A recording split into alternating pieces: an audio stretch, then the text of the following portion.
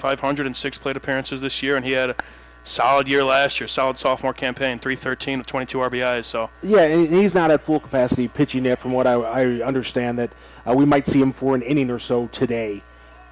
Still ramping that part of his game back up. Breaking ball just misses. Tobias trying to get that outside strike. 2-1 the count to the number 3 hitter for Valparaiso. They got a 2-0 record overall, 2-0 in conference play.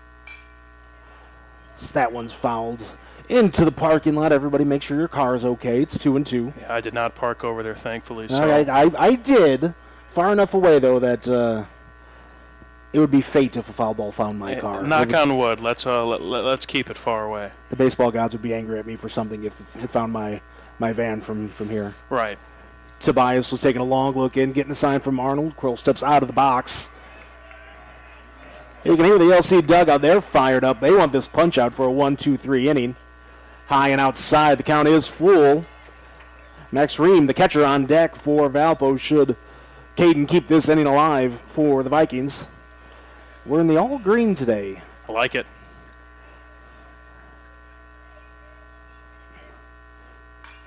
The 3-2. Kroll gets a small piece of that. I'm trying to think of what the all green reminded me of, and I couldn't come up with a comparison, at least from a Major League Baseball standpoint. It's not really that athletic green. You don't really see. It's a different shade, I'd say. I don't know. Maybe the A's of about the 70s just need some gold in there. Yeah, right. Don't see many green and black. So here's the 3-2.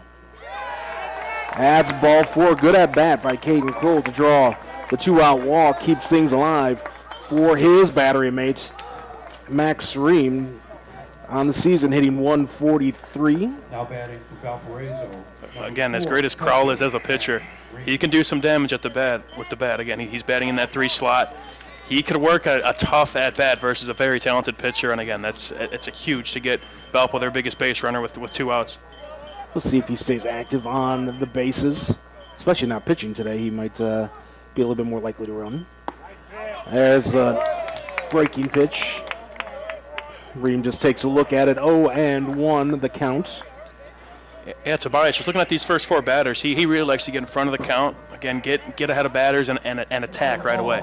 And you can tell he's got a good relationship with his catcher, Drew Arnold. They're in sync with what they want to throw.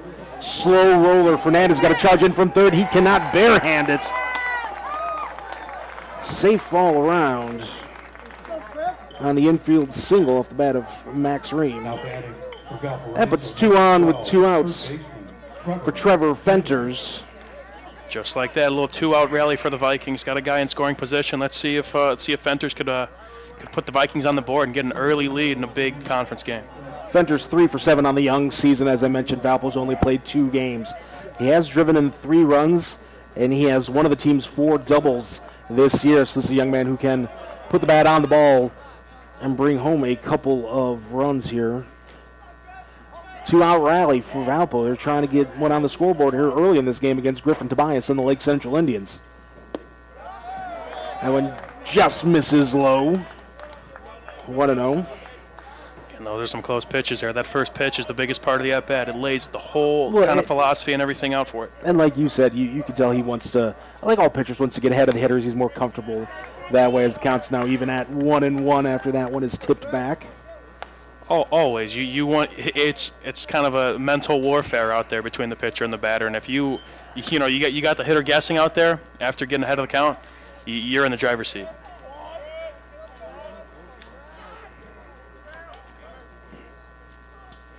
Here at Lake Central, 325 down the left field line, 400 to straightaway, 380 in the gap, 400 to straightaway center. There's a ground ball. Tobias fields his position well, underhands it over to Smith at first for out number 3. So Valpo threatens there with 2 outs in the first, but Tobias keeps those runners on. In the inning, no runs, 1 hit, no errors, 2 runners left on base. We'll be back with the bottom half of the first inning here on the Region Sports Network, the only game in town. When life keeps you busy and you can't get to the store, shop online with Strack and Van Til To Go. Our to-go service is easy to use. Register using your rewards account information, fill your virtual cart, and choose delivery or pickup. Once your order is in, our own Strack and Van Til team preps your order with care. With our to-go service, you can earn reward points and save time and money with our online coupons and weekly ad prices. Life made simple, shopping made easy. For more information or to sign up, visit shop.strackandvantil.com. Back here at Lake Central High School, Nathan Laird, Mike Dewan. We got a good DAC ball game between the RSN number 1 Lake Central Indians and the number 2 Valparaiso Vikings.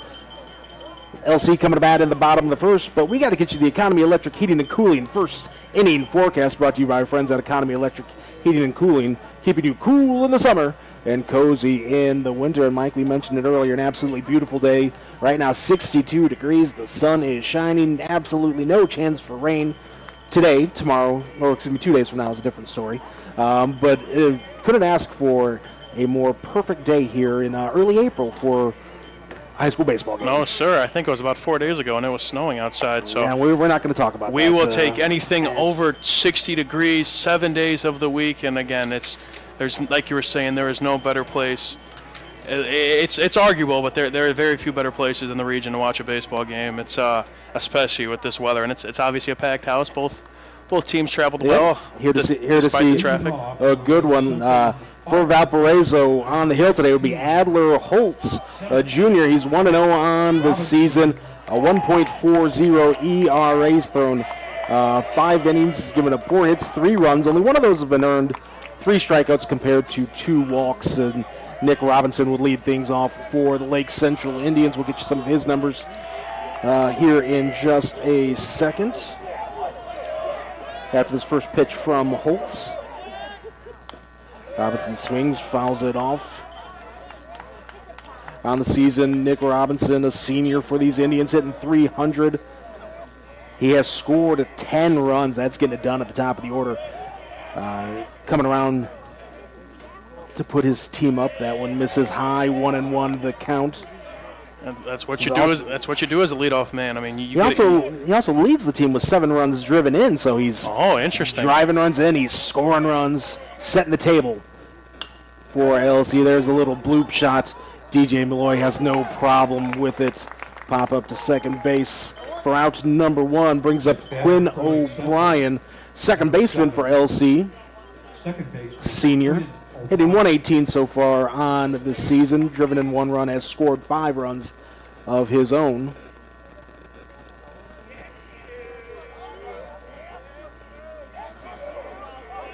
Lake Central comes in with a perfect 2-0 mark in conference.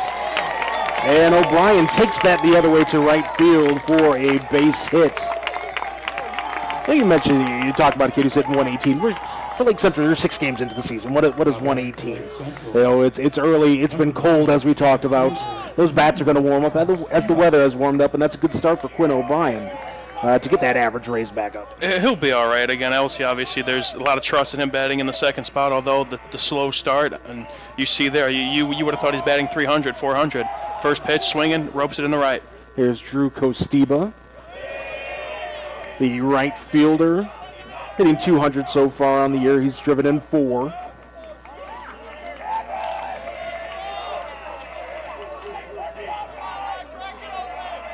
That LC dugout is loud. They are letting them hear it. Yeah, I don't know if they were fans of that extra time that it took to get this game started. They were fired up and ready to go right away. You and I were talking, and I mean, me personally, if I realized I had to wait, another half hour after waiting, an hour, hour and a half to play, I would be chomping at the bit to get on the gridiron, get out on the diamond. Anything you can use as motivation, right? Of course, get you going, especially in this game. The 1-1 from Holtz. Kostiba hits a fly ball to left, but it's going to hold up for Brumfield for out number 2.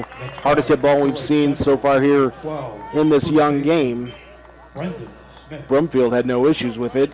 And that'll bring up Brendan Smith, the first baseman for Lake Central, number 12, hitting .500 so far. 5 hits in 10 at-bats. He's scored 4 runs, driven in 2. He has 2 doubles. Those are the only 2 doubles for Lake Central so far this season. So he's got some power. Looks at a fastball high, 1-0. That's why he's in the 4 slot. Again, he's usually the guy. We got a runner on base here. He wants to bring him home.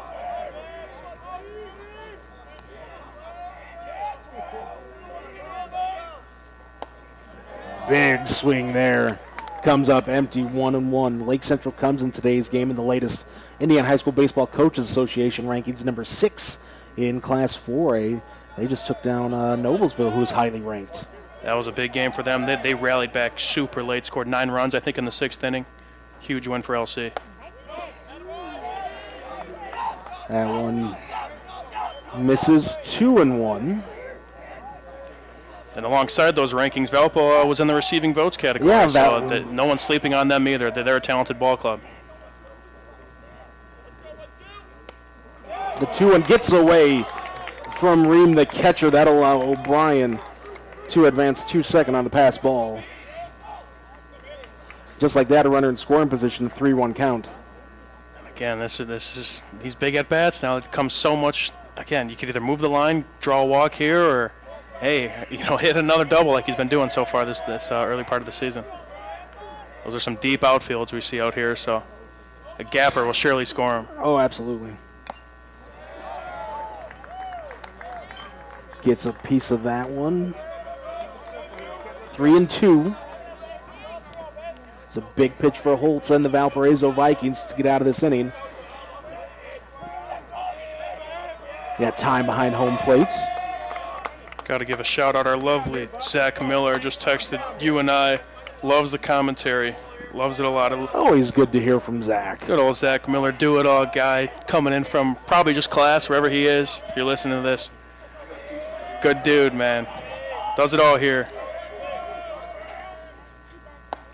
Swing and a miss, strike number 3. Holtz gets out of the 2-out jam. Both teams put runners in scoring position in the first. Neither team able to bring them around to score. No runs, 1 hit. No errors in the inning. We are through 1 complete. Valpo and Lake Central are scoreless here on the Region Sports Network, the only game in town. When life keeps you busy and you can't get to the store, shop online with Strachan Van Til To Go. Our to-go service is easy to use. Register using your rewards account information, fill your virtual card, and choose delivery or pickup. Once your order is in, our own Strachan Van Til team preps your order with care. With our to-go service, you can earn reward points and save time and money with our online coupons and weekly ad prices. Life made simple, shopping made easy. For more information or to sign up, visit shop.strachanvantil.com. Hi, I'm Crowell Company's Lantern Man. I'll cover your motorcycle. I'll be with you on the water. I'll be with you on the snow. I'll cover your insurance needs wherever you go. I'll be at Crowell Agency from 9 a.m. to 9 p.m. As Crowell Company's Lantern Man, I'm your insurance superhero. Crowell Companies, the insurance professionals in Highland, Maryville, and Michigan City. NIPSCO is proud to be powering the youth of Northern Indiana. NIPSCO is wishing its Northern Indiana high schools to have safe competition while displaying sportsmanship on and off the field. Scheduled hitters for the Vikings here in the top half of the second: Nate Broomfield, Adler Holtz, and Caden Matthews. That's the 6, 7, and 8 spots in the order. As Griffin Tobias takes the hill for his second inning of action. There's a fastball. Outside part of the plate, strike number 1. Tobias, so far, Mike has been at his best when he's working the outside part of the plate, even up higher in the zone. He's making out, make a tough call, and he's just nicking that part of the zone. That one misses low and outside. Well, if the ump's going to consistently give you that call on that strike, keep throwing it there. We'll take it. The 1-1. Chopper hit up the middle. Parker Robinson deep in the hole. His throw to first just in time. Put a star next to that one. 6-3 on the putout. Parker Robinson had to go deep in the hole there to get that slow rolling ground ball, and that is a definite candidate for our proud Union home play of the game presented by the Region Sports Network when we name our post-game awards. No question about that. Going near left side, just beating him by a step. We're going to be seeing that play potentially later. Credit to the umpire as well for having a real good position on there to see the throw. And a good stretch by Brendan Smith just beat the runner.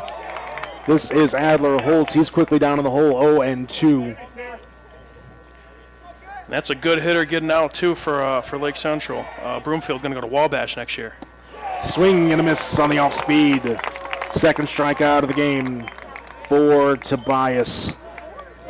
Just like the first, he got 2 quick outs and then struggled a little bit, gave up the hit through the walk. Let's see if he can clean that up here this inning. Caden Matthews, the right fielder, coming up to bats. I mean, this guy right here has arguably been Valpo's best hitter so far. It's batting .600 in 5 plate appearances. Although he's batting in the 8 spot, he's a guy, again, you don't want another 2-out rally here. You got to love that production in the bottom half of the order, though. Of course. Coach Todd Evans and the Vikings. First pitch to Matthews was a strike. Brought some heat on that one. Matthews came up empty with his swing, 0-2. Yeah, he gets ahead of the count. He doesn't slow down. He wants to keep moving. Swing and a miss. Second straight strikeout for Tobias, third overall. A 1-2, 3 innings. No runs, no hits, no errors, nobody left on base. We move along to the bottom of the second. Lake Central coming up. We are scoreless here on the Region Sports Network, the only game in town. Thinking about what to do after high school? Consider a career with Boilermakers Local 374. As a Boilermaker apprentice, you'll earn while you learn. We offer excellent wages and benefits, and as part of our no-cost hands-on apprenticeship program, you'll learn from the best in state-of-the-art training centers and on the job. Become a union Boilermaker and get on your way to a great career. Find out more, visit www.local374.org or call 219-845-1000. Can't wait for summer, but dreading the heat because your old AC let you down? Don't sweat it out this summer. Call Economy Electric Heating and Cooling. The professionals there can fix you up. Install a central air unit that'll last for years. Your family deserves to stay comfortable. And with a 24/7 emergency service, comfort is just a phone call away. Give them a call at 219-923-4441 or check them out on the web at 4ajobdoneright.com. At the conclusion of tonight's game, we'll name the Crowell Company's Lantern Man Superhero of the Game. It's brought to you by the Crowell Companies. They have offices open from 9 to 7 Monday through Friday and Saturdays till 2 in Highland, Maryville, and Michigan City. Scheduled hitters for Lake Central here in the bottom half of the second. It's Ryder Fernandez, Griffin Tobias, and Drew Arnold. That is 5, 6, and 7 in the lineup. Trying to solve Adler Holtz. Had a runner at second base in the first. He got stranded there. It's going to be a game where you're going to have to get out a couple jams. You got to expect to maybe allow a base runner here and there with both of these talented lineups, but you just got to keep composure and make a couple good pitches. That went high and inside to Fernandez. We've seen him make nice defensive play earlier. I'm looking at the wrong team. I was just looking for Fernandez's stats, and he doesn't play for Valparaiso. Ground ball hit to second. Malloy, easy throw over to first in plenty of time. 4-3 on the putout for outs number 1. Central, number 1 pitcher. And Fernandez, that's a big out there. He was another solid bat in the lineup, obviously batting in the 5 spot. He was batting .308 with 4 RBIs this year. They had a good start. Again, that first out is crucial. We'll bring up Griffin Tobias, hitting .200 on the season. He's driven in 5. Scored 6 runs. First pitch swinging, fouls it back to the net, 0-1. Busy day here at Lake Central, and as always is, there's always a lot going on here at Lake Central. We got a big DAC track meet going on behind us. I saw Maryville, I saw LaPorte here. So a lot going on here at LC. Always. Beautiful day for it. Beautiful day for some athletics all around. 0-1, that's a ball. I don't know. And if you're Adler Holtz or if you're Todd Evans from that dugout, you got to be wondering, hey, Tobias is getting him in that area, you know. Wouldn't have minded that call there. I would not have minded that strike. Keep that same energy, but there the 1-1 there it is. There's that outside part of the plate. 1-2 to Tobias. Now, if you're Tobias here, again, with you being on the bump, you want to help your cause, of course. Absolutely. You want to get that W in the win column. Off speed misses high, 2-2.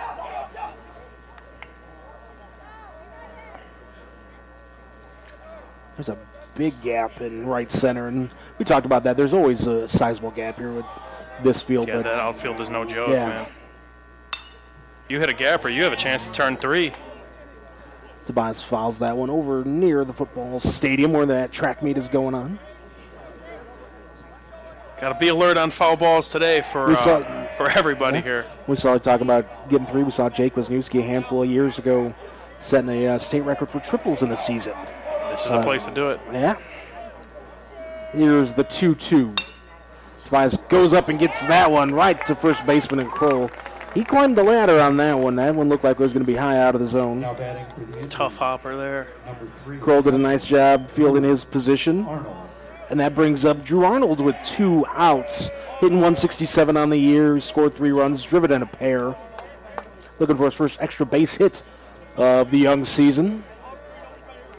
Again, quick 2 outs for Holtz. That's what we like to see. You kind of want to mow through this lineup, keep that pitch count down. Because this High and outside. This is going to be a battle. 1-0. Winds look a little gusty. We see that American flag out there kind of drifting towards right field a little bit. Yeah, blowing in a little bit, looks like. Arnold did a nice job holding up there. They look down to the first base umpire. He agrees. 2-0. Should Drew Arnold get on, that bring up Parker Robinson, who we saw made an outstanding defensive play in the second. Fouls that one back to the fence, 2-1. I believe Arnold's going to DePaul. I saw, again, LC, from what I saw from their senior class, they have 9 in the class of 24 committed to play.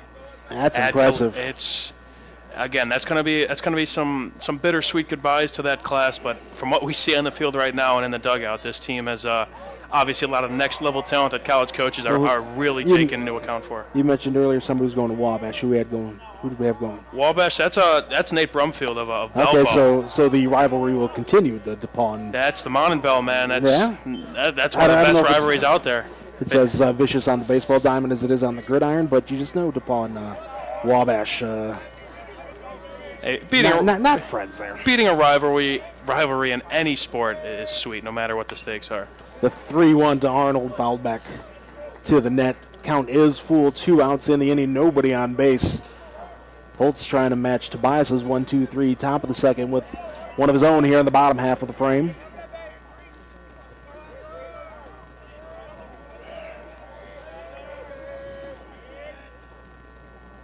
Three-two swing and a miss, strike 3. Second strikeout of the game for Adler Holtz, and the Indians go down in order. No runs, no hits, no errors, nobody left on base.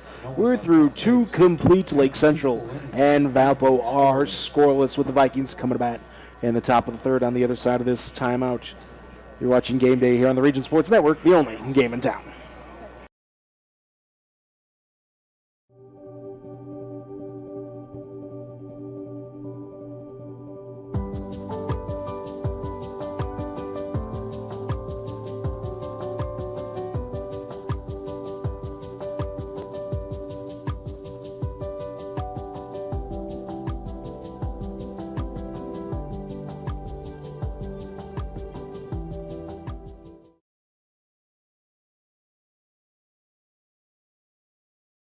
Earn while you learn from the best hands in the business. The Bricklayers Allied Craft Workers for Indiana, Kentucky Apprenticeship. That's right, this is a paid apprenticeship. I'm getting an education while learning a trade and getting paid for it. The thing that surprised me the most about this apprenticeship program is the respect I have received after the proper time and training. Classes start soon, so apply now. There are training centers throughout Indiana and Kentucky. We are the Bricklayers and Allied Craft Workers for Indiana, Kentucky Apprenticeship. The best hands in the business. Welcome back to Lake Central High School. Nathan Laird and Mike DeWan here with you. Justin Cole is our on-site producer. Zach Zanelli on the camera. Executive producer Chris Ramirez is also in the house. Thanks for spending some of your Tuesday with us. here on the Region Sports Network. At a pause. I forgot what day it was for a second. They all kind of blend together nowadays. They all blend together. It's if you can't make it out to a game today, if you can make it out to a game, go watch a high school baseball or softball game taking place near you in Northwest Indiana. But if not, stay with us here on the Region Sports Network as we're scoreless in the top of the third. Gabe Bush will lead things off for the Vikings. The number 9 hitter in the order, swinging at the first pitch. Looks like that foul ball. Got a good piece of Drew Arnold, but he's okay. He's a catcher. They're always tough. They are always tough. Never met a sensitive catcher. They are the heart and soul of this defensive unit. Tobias ready to throw. He's getting his signs from Arnold. There's the kick and the pitch. That one down in the turf. I'm always going to say dirt. I don't care that it's just universal turf field. It's universal terminology. Well, you look at how many MLB fields. I mean, how many have turf? Is it what the Blue Jays are technically turf? But even that, I mean, most I'd say at least 25 fields are dirt. The 1-1 is a ground ball, too short. O'Brien gets over to it, makes the throw over to Brendan Smith at first. 4-3 for out number 1. It's back to the top of the order with Trent Gill 0 for 1 today with a strikeout. Again, he's had a slow start with the bat this year, I will say that, but again, 307 last year. Also had 13 stolen bases. And inside of that, had some late break on it because it looked like it was heading right towards Trent Gill's thigh there. Yeah, he's got some stuff out there. It's the 1-0. Gill just gets a piece to foul back. Count even at 1-1. DJ Malloy on deck for the Vikings. But yeah, Gill, again, if he finds himself on base, I'd expect him to maybe test Arnold's arm and try and add to that stolen base total. The 1-1 is a beautiful breaking ball. And Gill, I don't think, was a big fan of that call. He kind of steps out of the box and shakes his head. 1-2. And this will not be the last matchup between these two, whether that's here or in Bloomington. Yeah, they'll be teammates in a few years. Gill still has a couple more years to go. Only a sophomore. Yeah. That's promising. Swing and a miss. The senior gets the sophomore for the second time today. Good old seniority at its finest. Fourth strikeout of the game for Griffin Tobias. He's dealing. He's looking good. You mentioned he's got that off speeds. Really, he's nicking parts of the zone, and of course, he could gas you up too. Well, we talked about that strikeout to walk ratio. He issued his first free pass of the season back in the first inning. His first pitch to Malloy misses outside, but it was 15 strikeouts compared to 0 walks coming into today, and he's at 4-1. So that ratio is still pretty darn good. He's going to be frustrated by that one. I was going to say, he's definitely kicking himself over that. He wanted to go as long as possible before giving up that first base on balls. He's behind here 2-0, he being Griffin Tobias. The 2-0 pitch, there's that outside strike again, 2-1. He's peppering it. To the Valpo second baseman, DJ Malloy. A sophomore. Fastball there. Swing and a miss. Malloy could not catch up to that one. Just like that, Tobias was down to the count. 2-0, now it's 2-2. Now we're here. Malloy, again, only a sophomore. Valpo's got some nice returning pieces. Yeah. That, they're going to stick around for a couple more years. The 2-2, strike 3 looking. Ugh. That's 2 straight innings that Tobias has gotten 2 strikeouts to close things out. A perfect 1, 2, 3, third inning. No runs, no hits, no errors, nobody left on base. LC coming to bat in the bottom half of the third after this timeout here on Game Day on the Region Sports Network, the only game in town.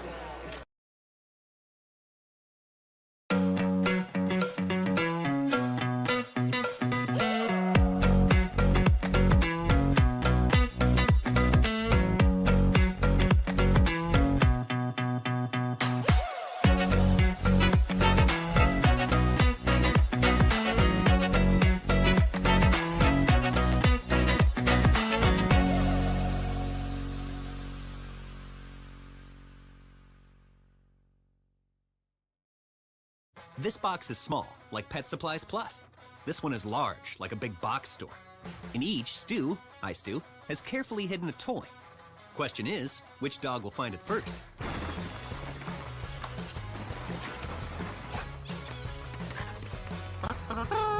Ta-da!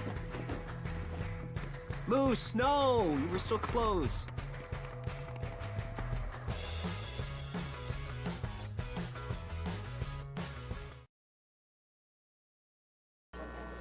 It's the 8-9-1 hitters for Lake Central here in the bottom half of the third inning. That's Parker Robinson, Mike Zatkowski, and Nick Robinson, as Lake Central looks to be the first team on the scoreboard here in this DAC matchup. Both teams with undefeated records in conference play here so far in the young season. So when you're looking to establish the pecking order for the DAC, this is a big matchup. And this has been Lake Central's conference to lose. I did my digging last night.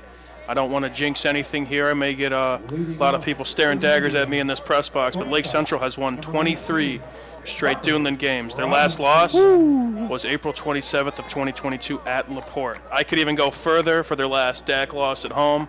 It was against this team they're playing today, but again, I'm knocking on wood. I'm keeping bias. I'm no LC guy by any means, but I am in an LC press box, so please. You got to make sure you got to read the room.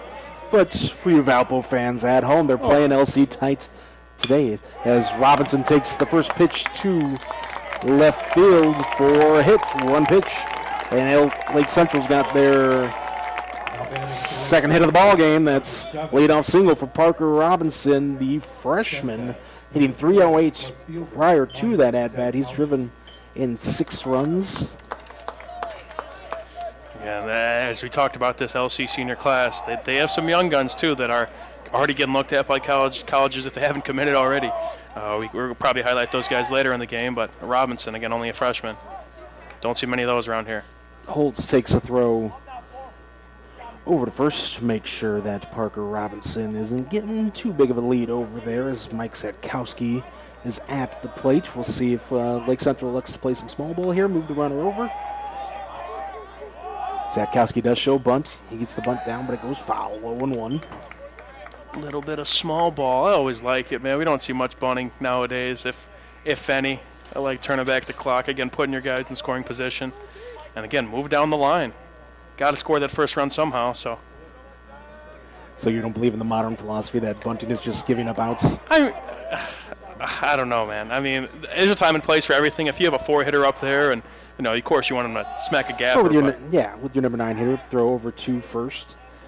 But hey, he's been hitting well, Zatkowski. Again, he's hitting 300, got a 500 OBP this year. He went 2 for 2 with 2 RBIs against Noblesville. So he could hit the ball, but hey, you have to adapt to whatever role the coaches have you doing. And in this case, it may be just moving the runner over. Already attempted one, bunted one foul. We'll see if he goes for it again. Third throw over to first. Again, interested to see how Valpo's going to respond there. Again, no out base runner. Let's see how they kind of approach this bunt. Obviously, you see the third baseman already kind of creeping in. Let's see what they do here. And Parker Robinson does not have any stolen bases on the season either. So, but Holtz knows there's some speed there. That one misses high, 1-1. That's a lot of respect then. If you have a runner who has yet to really prove himself as a base stealing threat, all you need is one, and then you get used to it. If you're a freshman, you need to get the first one under your belt, and you'll be stealing like crazy.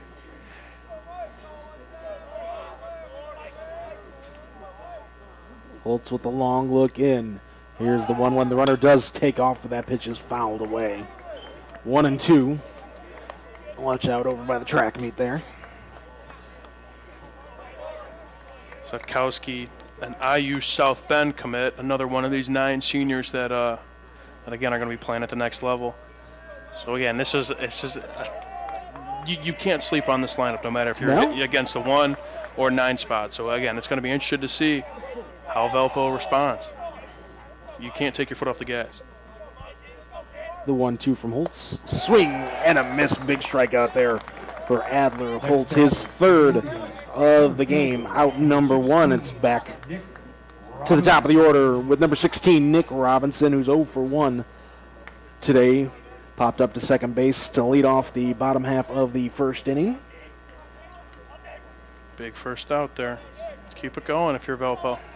That's what you want to see. Runner takes off. Room's throw down is not in time. Stolen base for Parker Robinson, his first of the season. That was career. Indian career, yeah. Yeah.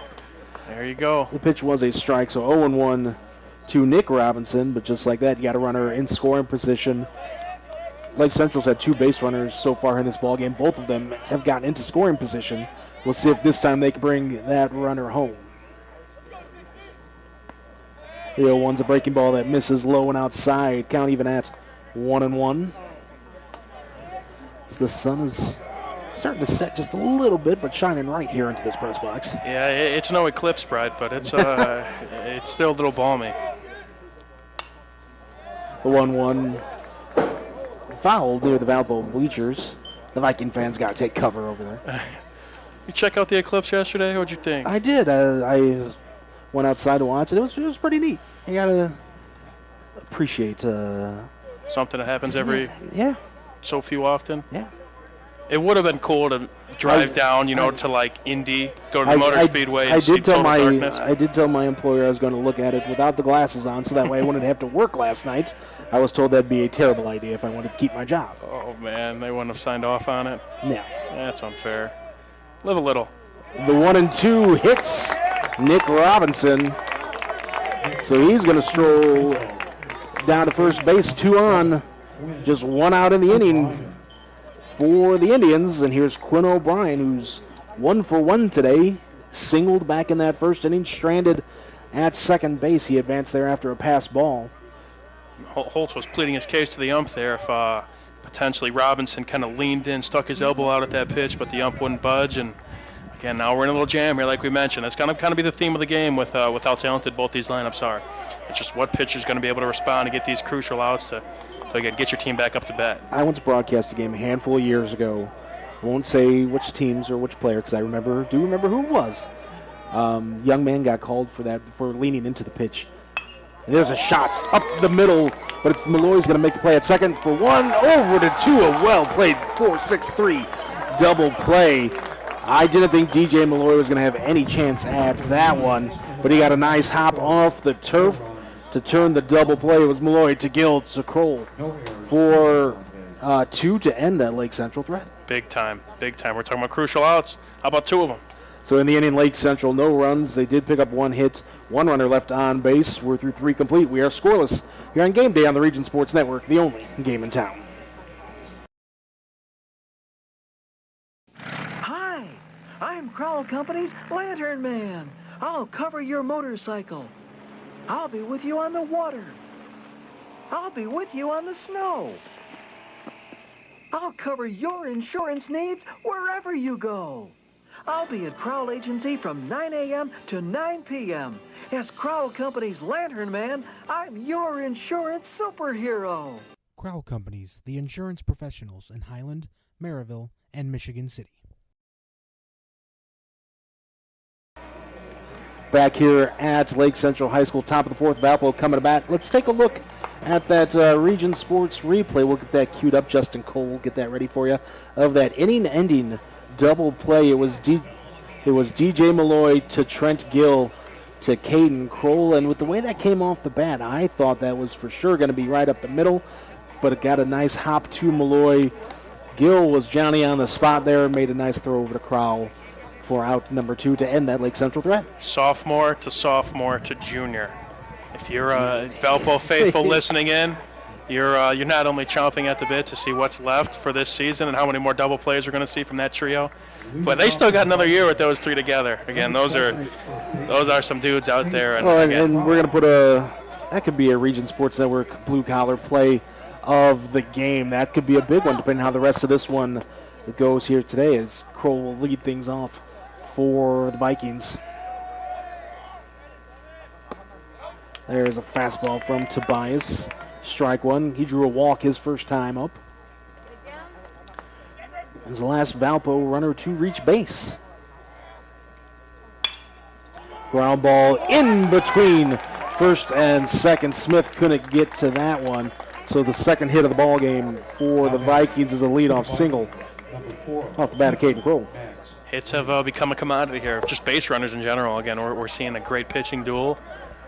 I mean, I hate repeating, beating a dead horse here, but we got to see what teams can cap, how they move the line along. And I do need to correct myself. I said he was the last Valpo base runner. That was actually the young man who's up now, Max Ream, who did have what was Valpo's only hit prior to that single by Kroll.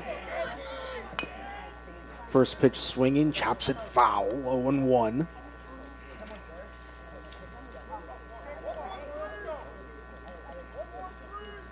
So we haven't seen a ton of offensive production for either team so far, just a combined 4 hits here on the top of the 4th inning. But for Valpo, it's the 3 and the 4 spots so far.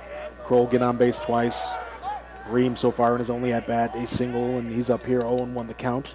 Pickoff attempt over at first. Tobias just letting Kroll know he's did not forget about him. He's thinking about him. Kroll, he's got no stolen bases on the year, but Ream shows bunt, pops up a great diving stop by Tobias.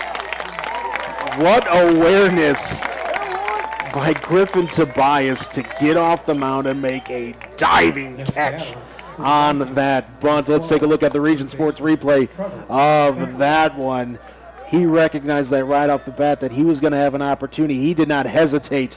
He dives, makes the catch. The candidates, another one. We've seen a handful of defensive plays. No, now we're having some fun here. For a Proud Union home play of the game, presented by the Region Sports Network. And then he comes right back and pumps a pitch on the outside corner. Yeah, I gave that one 2 stars. I'm feeling good about that. Is that your leading candidate so far? That's a tough play. I don't know. I think it's that and the double play. We're seeing a lot of great web gems out here. The 0-1 misses outside to Trevor Fenters. Yeah, that's the Proud Union home play of the game. If you're a trade union representative and are interested in sponsoring the Proud Union home play of the game, please call Chris Ramirez at 219-588-1984. That's 219-588-1984. Breaking ball over for strike 2 to Fenters, who's 0 for 1 today. Runner on first, 1 out. Again, inside movement. It's one of those pitches where out of the hand it looks like it's going to hit you. You get out of the way and then it bends back in and you're down a strike.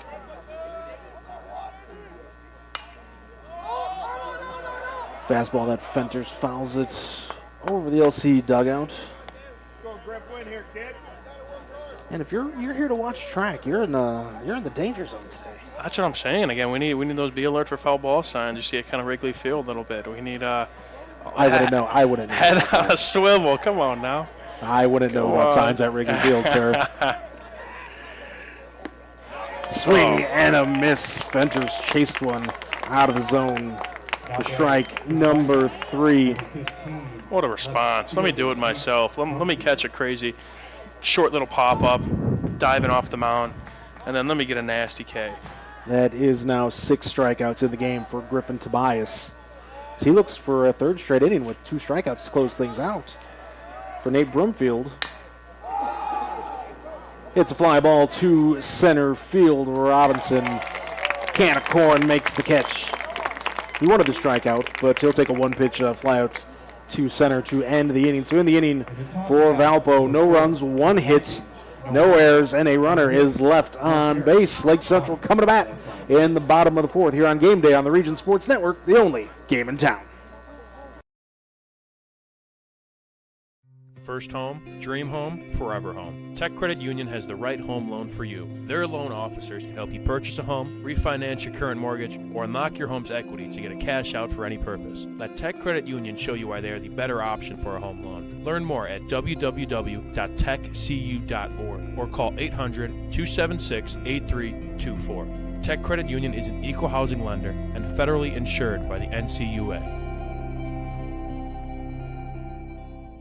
Four Seasons Mechanical proudly serves Northwest Indiana, providing quality, reasonably priced, reliable service. With a quality and comfort guarantee, the professionals at Four Seasons Mechanical offer a wide range of services in heating, ventilation, and air conditioning. Whether it's residential or commercial, Four Seasons Mechanical is there 24/7. To find out more, the website is fourseasonsmechanical.com or give them a call at 219-756-7020. Four Seasons Mechanical, your indoor air quality specialists.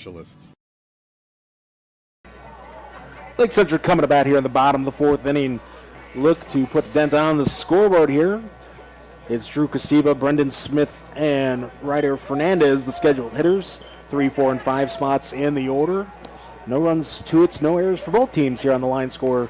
Mike Dewan, as we enter the bottom of the fourth. It's been some good pitching between Griffin Tobias of Lake Central, Adler Holtz of Valparaiso. A lot of symmetry here. I like it. We're moving along. We're seeing a lot of great defensive Don't say that, though. Dude, I live for the announcer jinx, man. My first game I called with, I remember with Chris Ramirez at the Cal Ripken. I'm like, the pitcher's got to get back into it. And as I said that, the batter ropes one. Again, these are 12-year-olds we were calling. Ropes one to center field, the hardest hit ball of the tournament. So I was born in this business with the announcer jinx, but you know the way these guys are pitching. Again, Adler Holtz especially. We've talked about Griffin Tobias and how well he's doing, but Adler Holtz again, he's holding up to it. And he got a big assist from his defense to close out last inning. Runners on first and second. Good speed aboard with just one out. A nice 4-6-3 double play closed out that Lake Central threat to end the third. We'll see if the Indians can put some more runners on as Costiba leads things off 0 for 1 today. First pitch high and tight. We had that double play. I did not finish my story. We had, in one game, we had a hitter called 3 times for leaning into a pitch. Wow. And, threw his bat, head down to first, and the umpire was like, no, come back, young man. You're going to have to do this again. 3 times in one game. It's definitely an art. I mean, you got to appreciate the toughness of somebody willingly taking one for the team and getting a little stinger. But 3 times, I mean, you got to sell it a little bit. 3 times. The 1-1, Costiba flips it over Malloy's head into right center. A leadoff single for Drew Costiba. Second straight inning, the Indians have had a leadoff single and still looking to get on the scoreboard. And it's up to Brendan Smith to do his part here. 0 for 1 with a strikeout to close out that first inning. Again, we shall see here. Again, if you're Valpo, you kind of want another sense of some twin killing there. Yeah. Roll one over, maybe another 4-6-3. We could add 2 stars to that play. Smith looks at strike number 1. We mentioned earlier he's one of the power bats in this LC lineup. He's got the team's only 2 doubles on the year.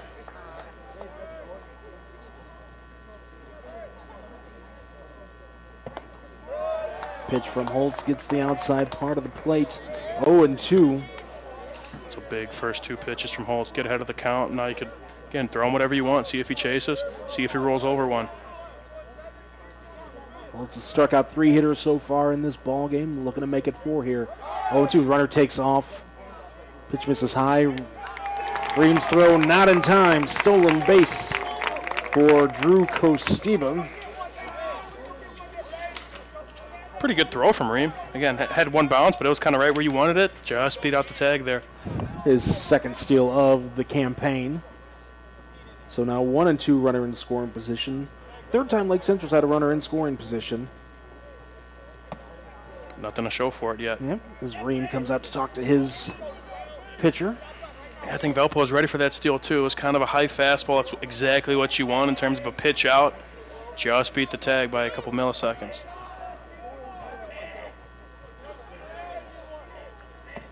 Holtz taking a long look. They're going to try a pickoff attempt. Costiba back in plenty of time. And with that, just try to catch him napping. Never hurts. There's no limit in high school like there is now in the MLB. Runner on second, nobody out, 1-2 count to Smith. Pops it up, DJ Malloy in shallow center makes the catch for out number 1. That'll bring up Ryder Fernandez. The third baseman for LC, 0 for 1 today. We'll see if Holtz can continue to walk the tightrope for Valparaiso. He's been doing it well. He's getting a little used to it. I know you hear the term bend but don't break a lot when it comes to football, but it's been the case for Valpo a lot of times here on the diamond today with as many runners at second as we've seen for LC. Definitely. First pitch swinging, that's going to go to shallow right field, land for a hit. Coach Schwarzentrooper is going to send the runner. Here's the throw home. Nope. It's going to get cut off. RBI single for Ryder Fernandez. Plates the first run of the game. It's 1-0 Indians. Love the aggressiveness by Ryder Fernandez. First pitch swinging in this situation. Definitely.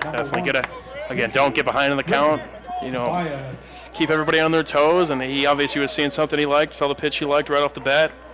No pun intended. And Indians on the board first.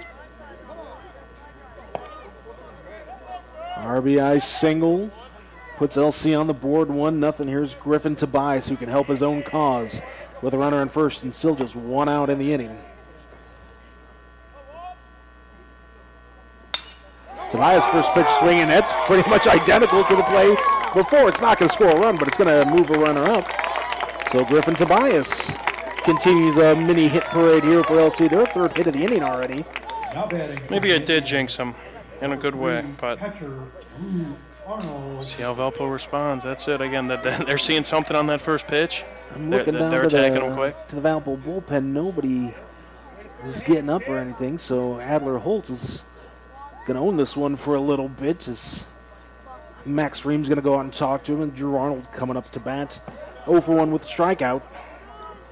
Yeah, I'd expect that, again, Valpo probably to throw somebody in the pen soon, but I'm always interested to see, again, you're kind of on an island out there, again, and then the time when they rope you on two first pitches, and now you're down in the lead.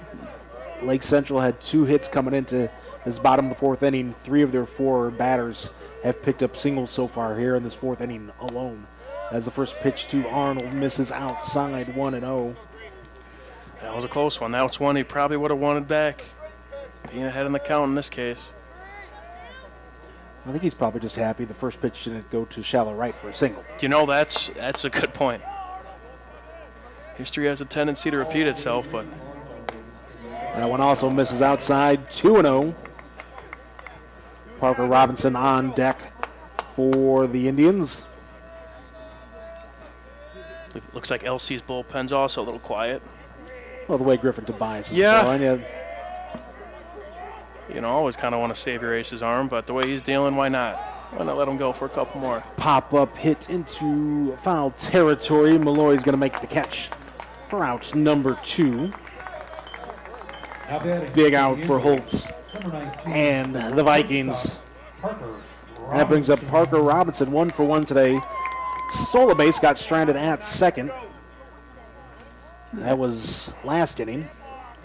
Yeah, if you can get out of this inning only giving up 1 run and 3 hits, I will take that if I'm Holtz and the Vikings. You just need your offense to pick things up now. I mean, you got to score to win anyway if you're Valpo. True. But now you got to put up 2 against Griffin Tobias. Yeah, that is true. Off-speed pitch misses. 1-0. Yeah, if you thought putting up 1 against him was hard. Yeah, now you got to put up 2. Now you got to double it. But you still have the 5th, the 6th, and the 7th. Plenty at of least. And plenty of talent with this Valpo lineup again. The 1-0 hit to left field. That's going to get him fair territory and roll for a little bit. That's going to score 1. Coach Schwarzentrooper is going to hold the second runner at third. 2-0 on the second hit of the ball game by Parker Robinson, an RBI double. Fernandez scored. Tobias moved to third. Just inside the line there. A couple inches away from being foul. Didn't see any of the white turf pellets fly up at all. It was just barely, and again, a huge hit for the Indians here. 4th hit of the inning for LC as they've plated 2 and still have 2 runners in scoring position, 2 out, with Mike Zatkowski coming to the plate. He's 0-for-1 with a strikeout. We're going to have a full meeting on the mound. All the infield's in for Valpo on the turf there. 2 runs, 6 hits, no errors for LC. No runs, 2 hits, no errors for Valparaiso. Yeah, so much for the symmetry we were talking about. I was talking about. You and your symmetry, my friend. You were enjoying the 0-2-0 for both sides. Yeah, I'm kind of a rookie at this. Was your OCD taken over? They'll come over time. Yeah, it's always fun to see symmetry, but it has to be broken at some point, especially in this game. And LC, they strike first in a big way. Zatkowski will be the 7th Indian hitter to the plate in this inning. Should he extend it, single likely scores 2 here with the speed aboard.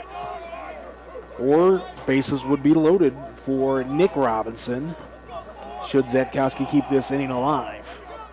And although he struck out his last appearance, he's arguably the hottest bat this lineup has to offer right now.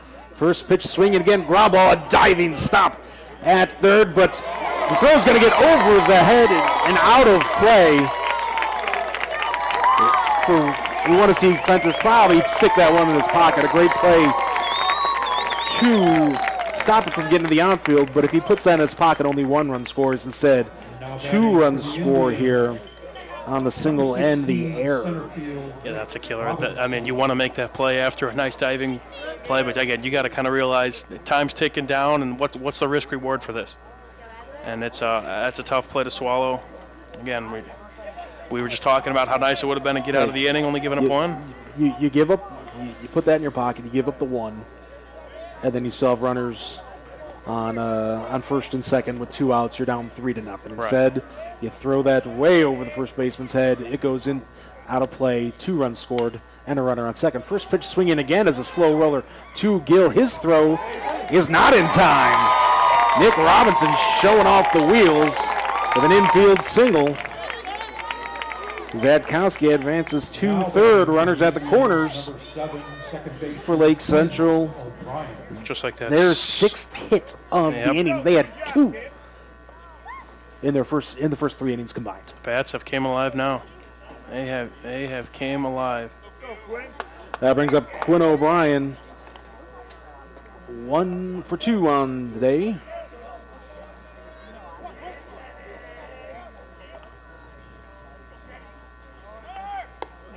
The runner takes off. They're just going to let Nick Robinson cruise into second base. And now you have 2 runners in scoring position. 1-0 count to O'Brien. Smart. Hold on to it, of course. The double steal there they were trying to go for. You just got to eat it.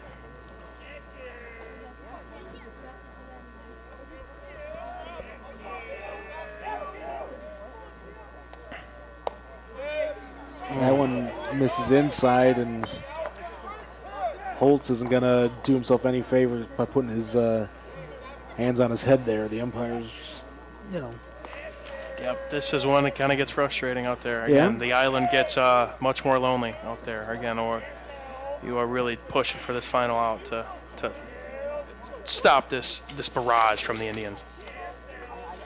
The 2-0. That breaks something when flying. I believe it was the umpire's mask. The run scores on the pass ball.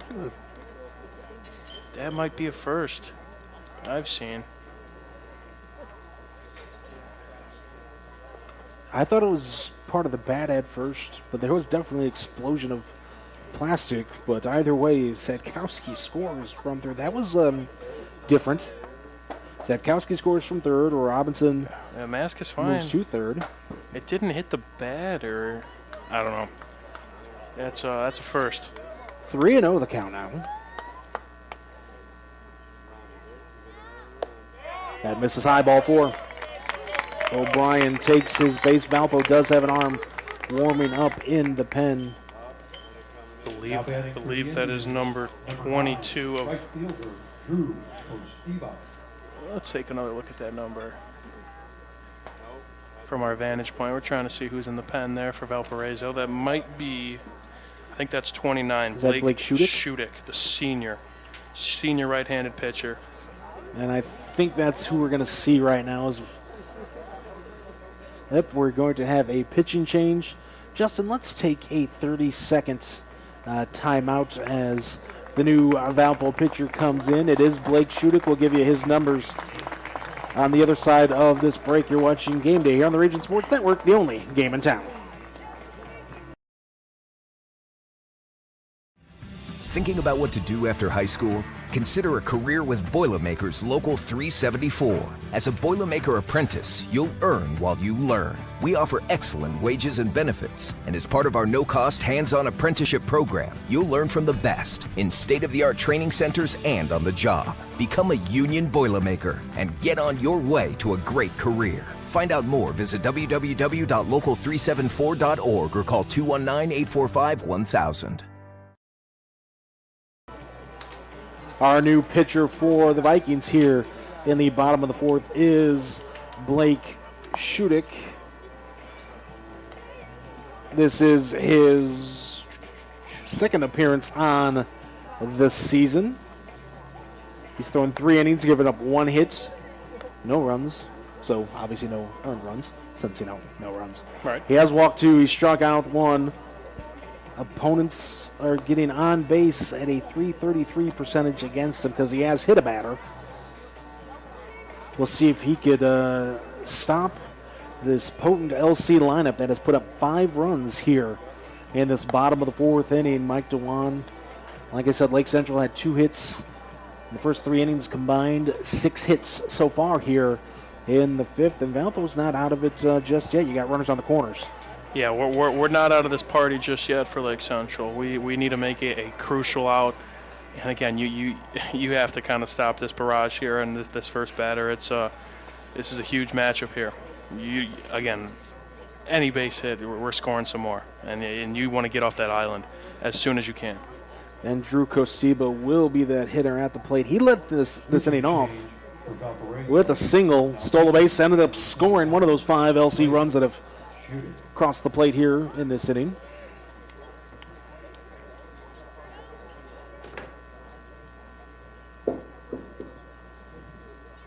Shudik taking his final warm-up tosses.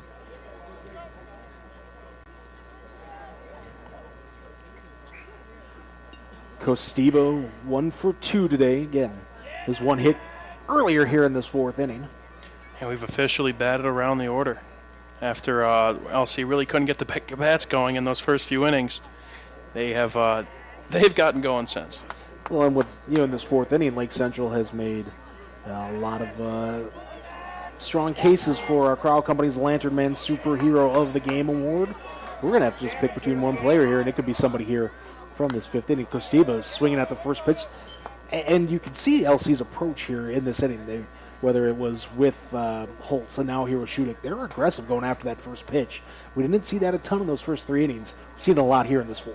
Definitely. You want to keep the line moving. You want to join the fun.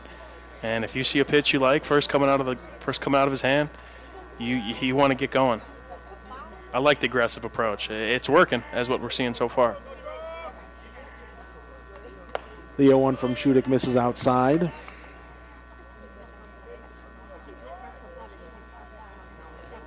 One and one.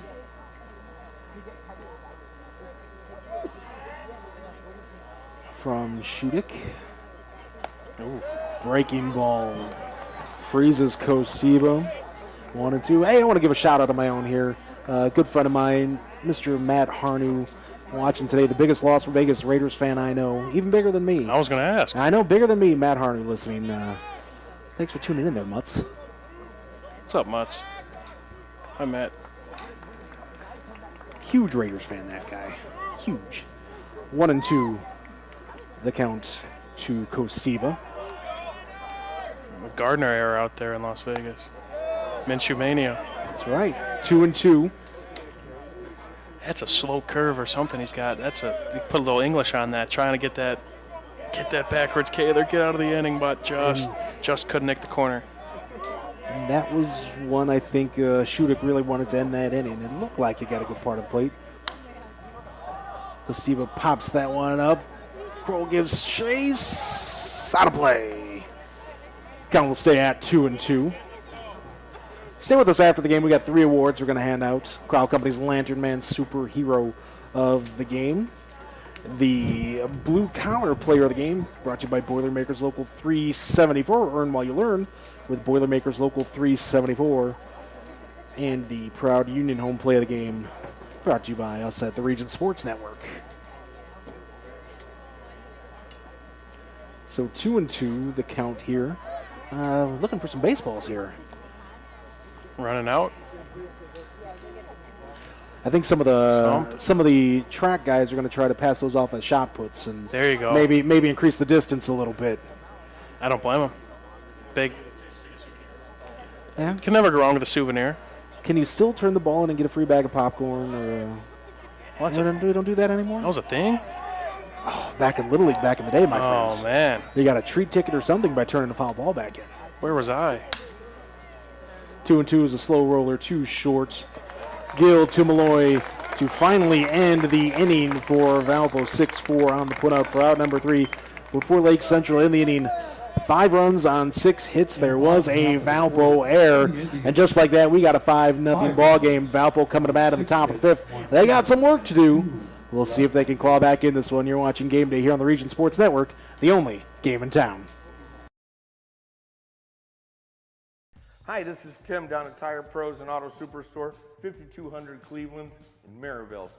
219-887-3333 is our phone number. We've been serving the region and building relationships with our valued customers for the past 23 years. We have a wide variety of services, quality tires with the best warranty in the nation, and some of the most skilled mechanics I've ever worked with. Let us exceed your expectations. We're setting a new standard. Come on down, ask for Mike or Tim. We'll take excellent care of you. Thank you. Blythe's Team Sports in Valparaiso is a leader in athletics apparel and equipment sales. With in-house production including screen printing, trophies, embroidery, and more, Blythe's can help you to create the perfect look. For more information, visit them online at teamblythes.com. Blythe's Team Sports in Valparaiso, where the athletes shop. It's the 7, 8, 9 hitters for Valpo in their half of the 5th inning. That's Adler Holtz, Caden Matthews, and Gabe Bush as they look to get back in this ball game after LC put up a 5 spot in the bottom of the 4th inning. And this is a part of the lineup that was 0 for 3 with a couple strikeouts their first time around. Got to get something going. Griffin, he was sitting on the bench for a little bit, although, of course, he batted a couple times one time, but he might be a little, he was sitting for a little bit, is what we could say. Well, he's showing no rust there, first pitch strike. Yeah, he continues to prove us wrong up here. He's got 6 strikeouts so far in this ball game. That fastball misses outside. 1-1 the count.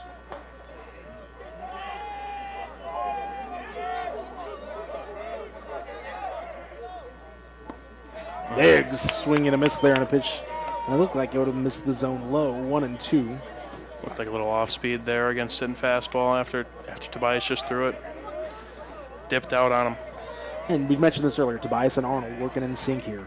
Tobias is ready to throw. He gets his signal pretty much right away as that one misses outside. 2-2. Yeah, you don't see many times of him shaking off pitches. It's he trusts his judgment and they get to it.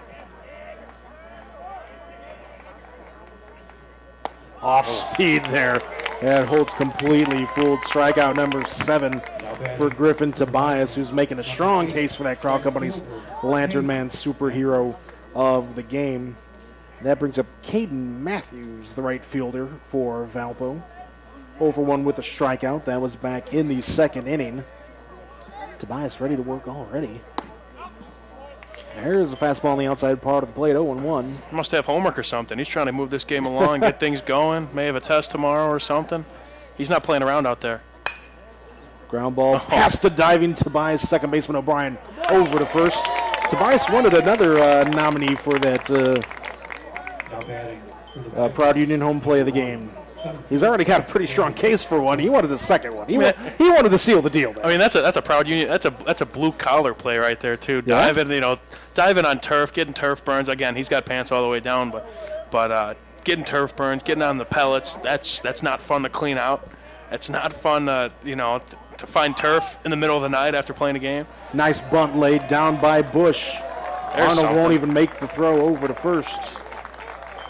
There's something. Just the 3rd hit of the ball game for Valparaiso puts a runner on with 2 outs.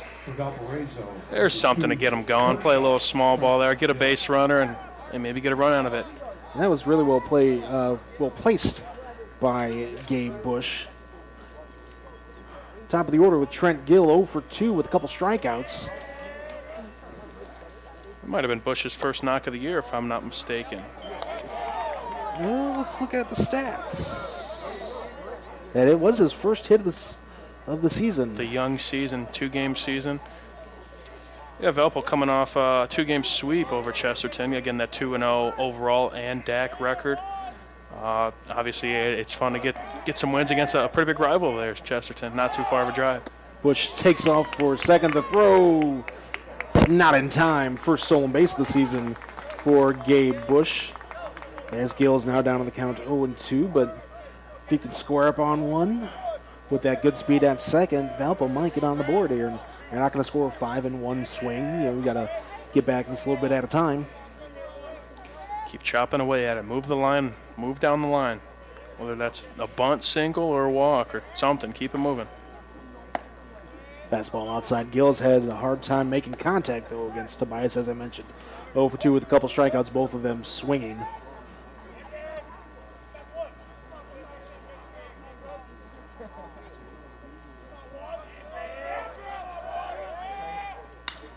The 1-2 hit into foul territory. It's going out of play. Another souvenir for the shot putters over there and discus throwers.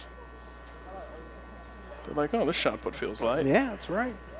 Got some laces on it. I think the officials would notice.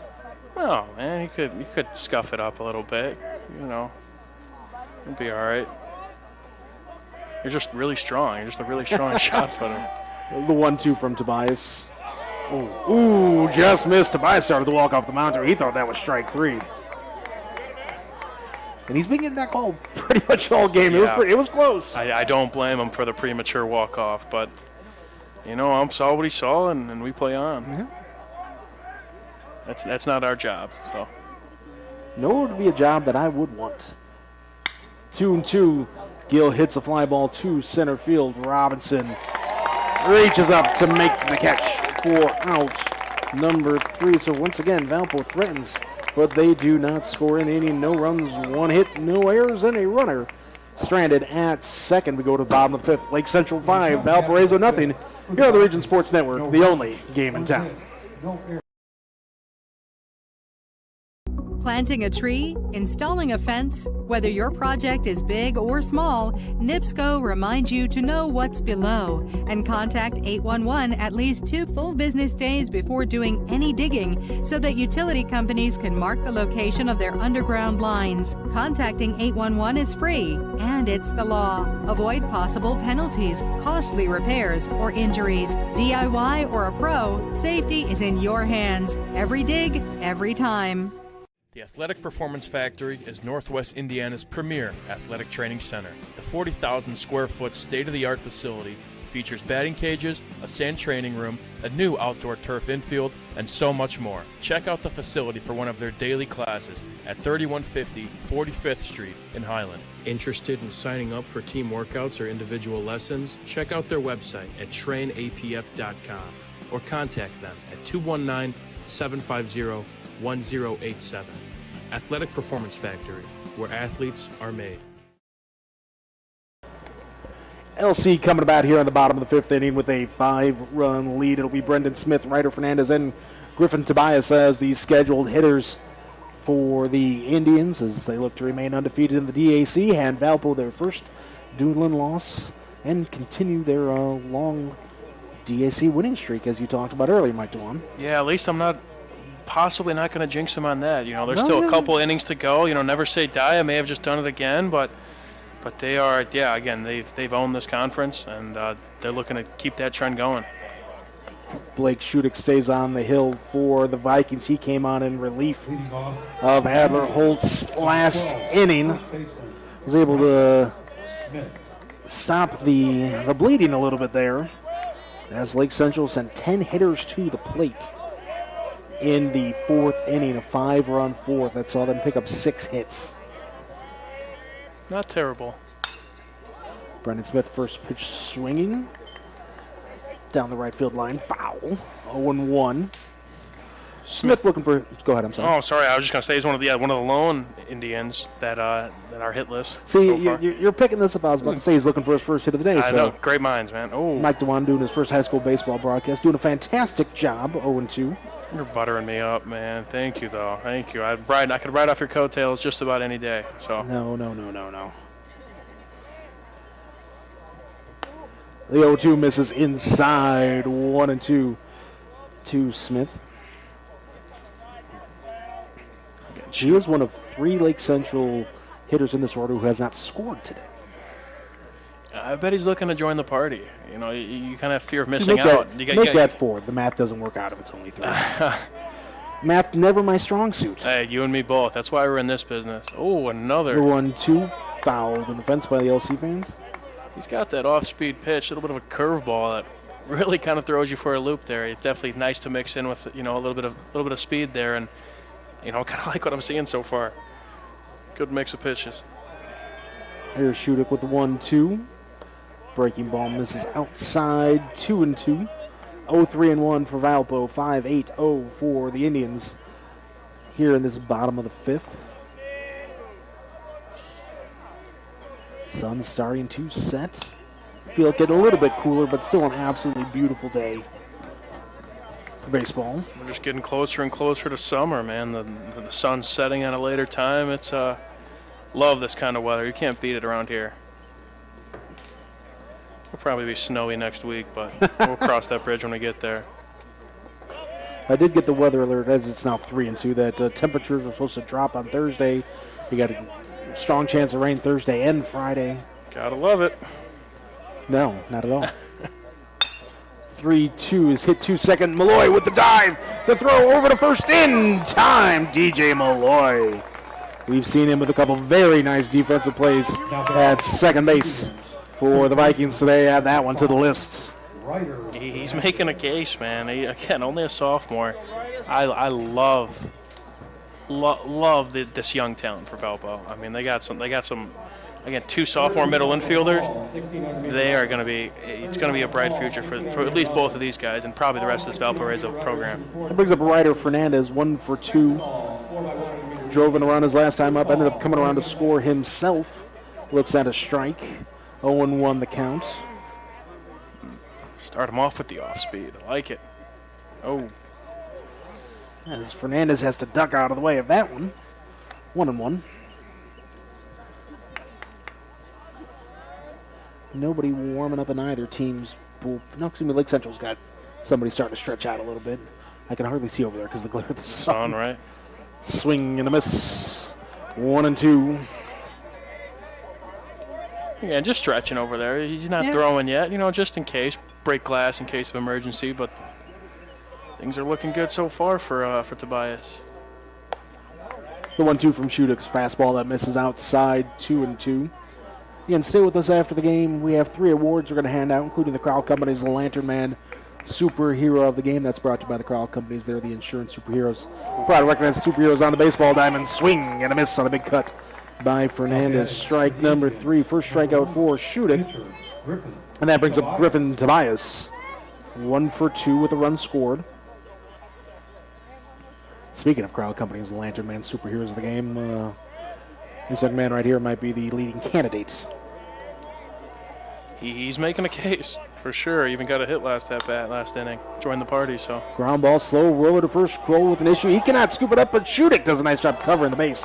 It didn't look like Kroll was going to be able to pick that up in time, and he just did. 3-1 on the putout to get Griffin Tobias to end the inning. No runs, no hits, no errors, nobody left on base.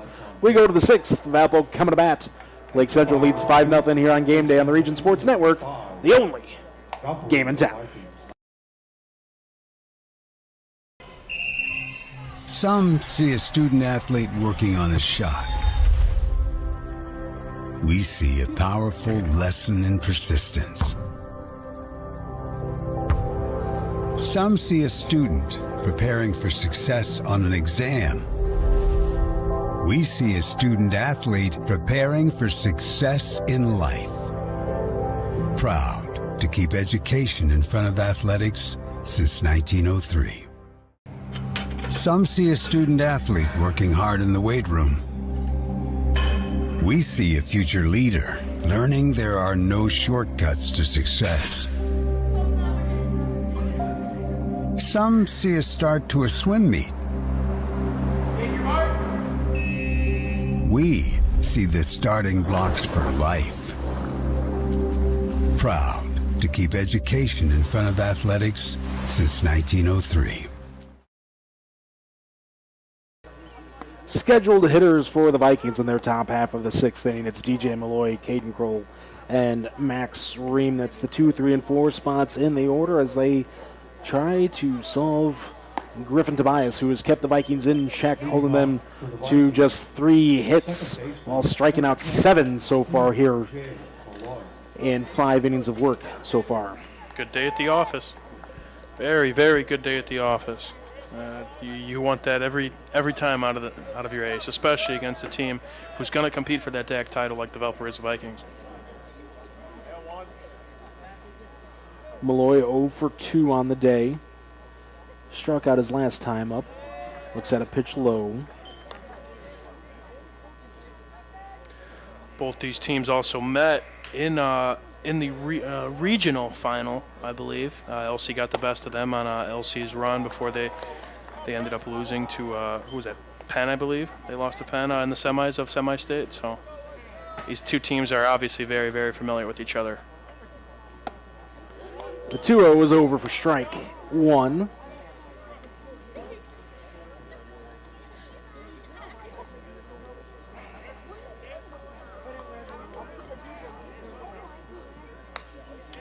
Two-1 foul back to the fence.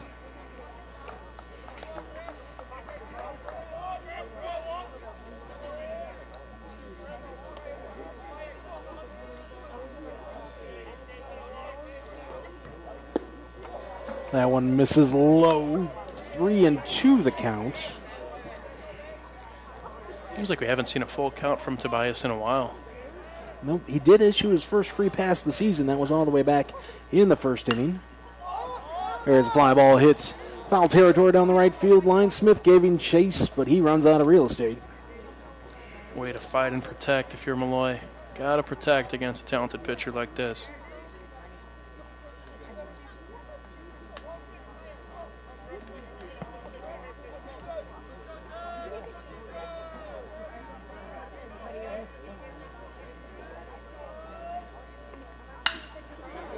There's a base hit over shortstop's head into center field. DJ Malloy picks up his first hit of the game. Leadoff runner aboard for the Vikings. Now batting for the Vikings, number 7, first baseman. Really liked what I've seen from Malloy. Again, we keep talking about him. Obviously, that's a great thing to hear. But he's been fantastic with the glove, and ropes it again, working a full count, making Tobias work a little bit, showing it off with the bat as well. We're going to have a meeting on the mound here as coach is going to take a long walk over to the hill to talk to Griffin Tobias in the infield. Looks like we do have somebody warming up in the bullpen. And I think we are going to see a pitching change right now. Looks to be number 13, Josh Flores, the junior. As Griffin Tobias gets a well-deserved round of applause from the fans. His teammates come out of the dugout to greet him as Flores starts to take his warm-up pitches. Let's take a timeout. Let's take 30 seconds. We'll be back after this here on Game Day on the Region Sports Network, the only game in town.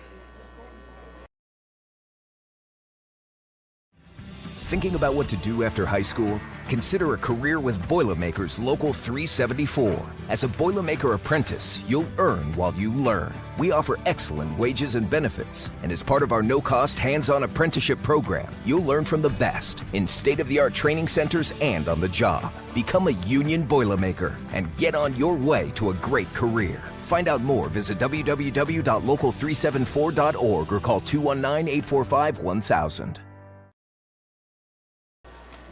As we mentioned, Josh Flores is our new pitcher for the Lake Central Indians on the season. 0-0 record. This is his 3rd appearance. He's thrown 5 1/3 innings. He's going up 2 hits, 2 runs. Both of them have been earned. 12 strikeouts compared to 3 walks, an ERA of 2.62. And this is a good opportunity for this pitcher here, who is a junior, to come in relief. Save Tobias's arm a little bit and see if Flores can come in against a good Valpo team and close out this victory for LC. Hey, Flores isn't that bad of a replacement. He's actually committed to go to Cincinnati. So not bad.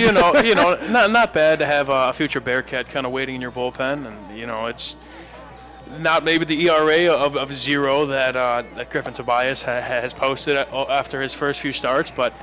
Flores, he's a nice relief option to have, and we'll see what kind of stuff he has and what he can kind of mix up for this Valpo offense that finally get a base runner for the first time in what seems like a minute.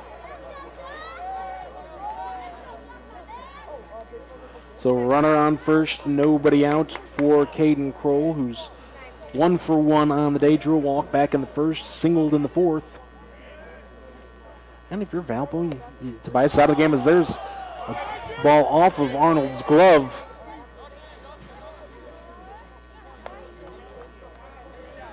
And Malloy will head down to second on the pass ball. Probably still working off kind of those jitters is what we could call a little bit. Again, first pitch gets away, but I presume he will bounce back. But Valpo, again, first runner in scoring position, and again, what seems like a little bit. I bet they're chomping at the bit to at least get on the board and maybe get something going. Still within striking distance for the Vikings, although they are running out of outs. We got to score 5 at least with 6 outs left. As that one's fouled out of play over the LC bullpen. 1-1 the count to Caden Kroll. Max Ream on deck for the Vikings.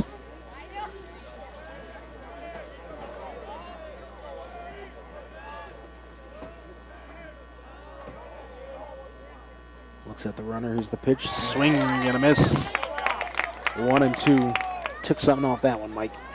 Just a little bit, mixing it up a little bit there. He was showing some heat at first, but slowed him down there, got him out in front.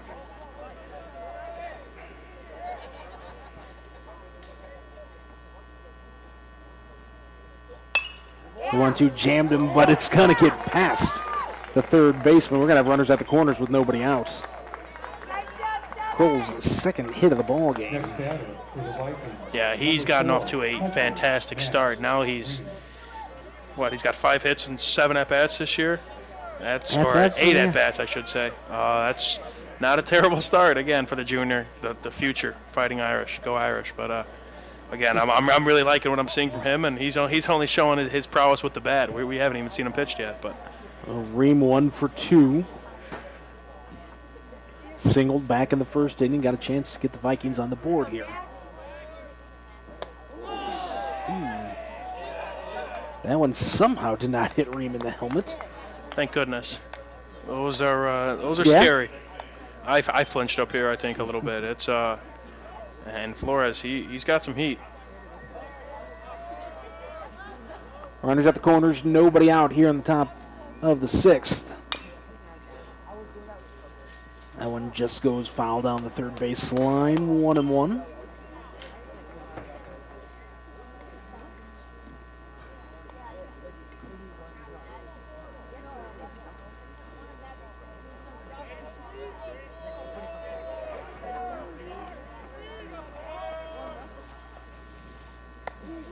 Somehow that one does not hit him again. Ream had to do some yoga to get around that one. Yeah, it's again, those are not slow pitches coming in. I really truly praise. I've never taken a pitch to the body, and I don't plan on doing so. But there's a lot of praise for standing in that box. The 2-1 misses high. 3-1. You're not going to be like Happy Gilmore and go in the batting cage and toughen yourself up for hockey season. I'm no Happy. I could barely swing a golf club, or a hockey stick for that matter. So, you got to toughen yourself up for hockey season by going to the batting cage and just. I love that movie. Rest in peace to Carl Weathers. The Chubbs. 3-1 slow roller to second. Fernandez makes a throw to first. In time for out number 1. Malloy does score to get the Vikings on the board. Kroll advances to second. So 1 out now for Trevor Fenters, 0 for 2 today. That's good to see Valpo get on the board again. It's never fun to be shut out. It's never fun to have the ace mow through your order. It's good to see them get on the board. There's a fastball from Flores, strike.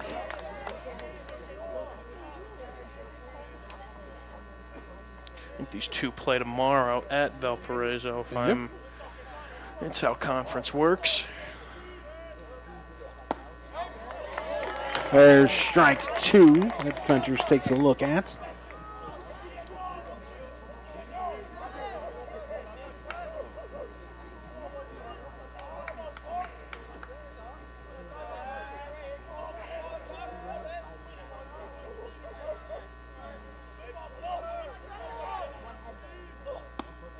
No, misses outside, 1-2. LC dugout still getting into it. Got to give him credit for that. It's been a long evening / afternoon. Again, like I'm saying, some of these kids probably got homework on both sides, but they're still into it, man. They're as much as you kind of want to keep it at a nice pace. 1-2 gets away from Arnold a little bit. The runner goes to third. Kroll going to get to third base on another pass ball, the second of the inning. It's now 2-2 with the runner at third, 1 out. A little bit of a wild start here. And like I said, if you're Valpo, you're not going to score 5 runs on one swing. You chip at a little bit at a time, and this is when you could start. You make this much more manageable for the 7th inning. You score this run here, you're only down by 3 going to the 7th inning. Get some momentum on your side. Maybe get a little bit of a rally going here in this inning. Put it more than 2 runs. Yeah. Granted, they only have 1 so far. You have to be patient kind of in this. Again, like, as you mentioned, you can't win it all. Get back in the game with the swing of the bat. Now, that'll take maybe 5-6 swings of the bat and grinding out at bats against the reliever. You have to take your time and find your pitch. The 2-2 just misses inside, 3-2. Here we go, another full count. Like I'm saying, you got to grind out these at bats, get that pitch count up, and you kind of start frustrating the pitcher out there. You could tell he kind of he wants to get out of this inning. That one is skied high. Third baseman Fernandez lost track of it. That's fair. And that landed fair. Everybody lost track of that ball, so 1 run is going to score. And heads up base running there by Ventures, who moves all the way to third base. The defenders lost track of it. I couldn't see it in the sun. Yeah, it was wacky. Yeah, it just landed inside, and it in between the third baseman and the left fielder. And again, you don't stop running. Yeah, that's a lot of credit to Venters there. And then he gets in with a triple, and we're kind of back in that same position as we were with last batter. That brings up Nate Brumfield.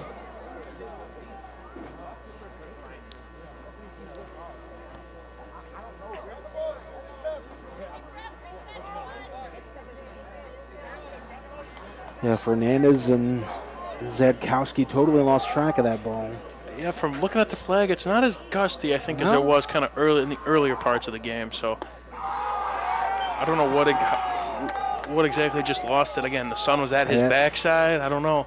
Now we're hearing more noise from the dugout, but instead it's coming from our right. The Valpo dugout is alive really for the first time in a long time. I'd like to say so. It's a long game for sure. And it's 1-1. You got to find any sort of juice to kind of get you back in this. Again, it's a huge game. I mean, this, even though it's a game in April, this could decide the DAC title. It's going to be a big one in this DAC race. Top of the zone, strike 2, 1-2 the count. Runner on third, 1 out. Valpo's already played at 2 here in this 6th inning. They try to get back into this ball game here. Swing and a miss, a big strikeout. Flores and the Indians needed that big time. Out number 2. I think I like that from Flores. As soon as he struck him out, he kind of turned towards the Valpo dugout, kind of pumped, mockingly pumped him off. He said, "Where are you guys at now?" Here's Adler. Holtz 0 for 2 with a couple strikeouts. Fastball misses outside. Big out for Flores, though, and a couple pitches were outside of the zone, been a little wild, but he needed that strikeout bad.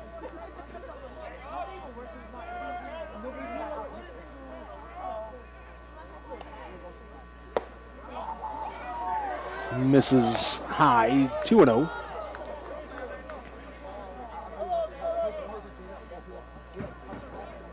And Valpo not chasing many pitches anymore. It's a new pitcher in the game. They're kind of a little bit more relieved to not see Tobias out there.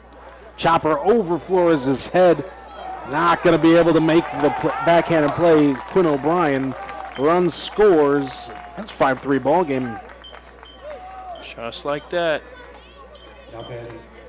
Can never take your foot off the gas, no matter.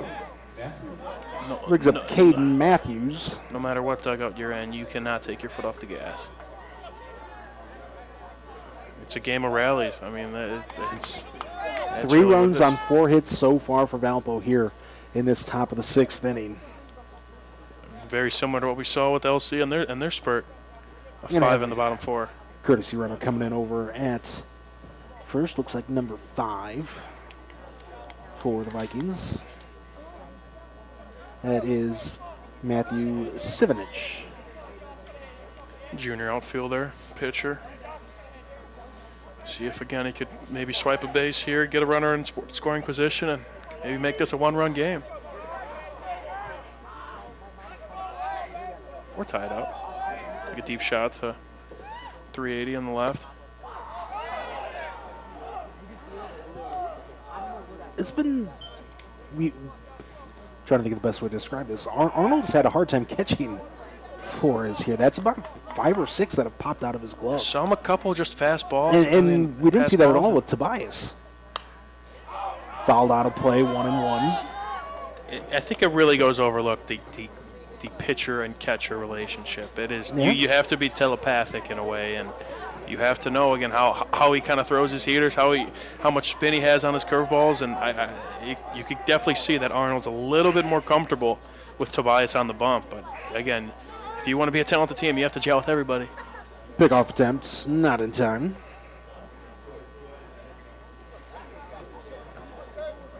Caden Matthews 0 for 2, struck out back in the second. Grounded out to second in the fifth, looking to extend this inning for Valpo. Is that a pitch that misses the zone low, 2-1.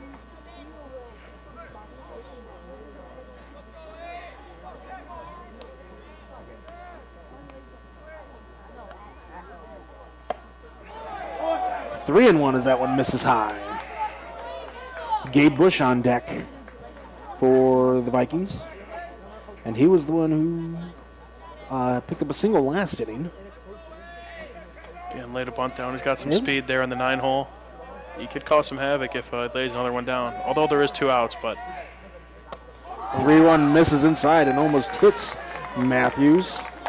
I wouldn't be surprised with potentially just going out there, talking with the pitcher, settling him down a little bit. And we got some action in the LC bullpen. I believe that is, if my eyes do not deceive me, I hope they don't, because I can't see. I believe that is Luke O'Keefe, the junior, number 17. Yes, I believe so. That is Luke O'Keefe in the bullpen for Lake Central. Don't know if we're not gonna see a change just yet.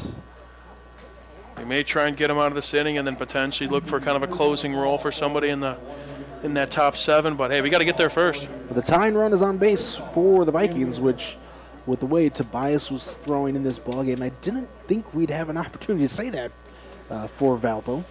I know pitch count was getting up here. We were kind of trying to figure that out, what his pitch count was looking like. And again, you got to... Well, and you also have to give your relievers an opportunity to throw. Yes, Tobias was throwing well. He gave up that leadoff single. All right, we got more arms. We don't need him to throw the whole game. Let's give these other guys an opportunity as well. And with a 5-run lead, why wouldn't you? You're feeling comfortable with that, but it has not gone well so far here in the 6th inning for Lake Central. They still lead by 2 runs and are 1 out away from getting out of this jam. Misses outside. Again, if you're Arnold, too, you do not want any pass balls here like we've kind of been seeing. You want to make sure you at least secure each pitch. You don't want to give everyone else a free base in the tying run and scoring position. The 1-0 misses low, 2-0.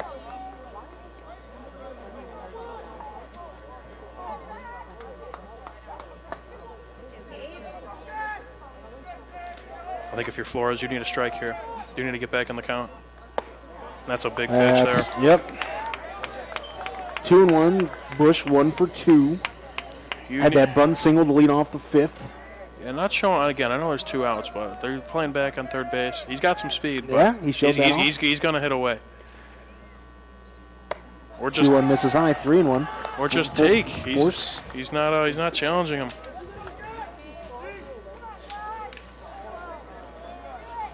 Force Flores to throw a strike.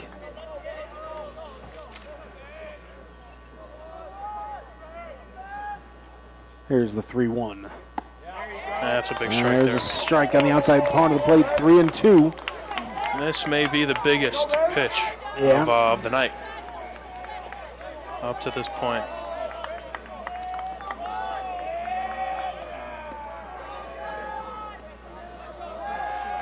Three-two from Josh Flores.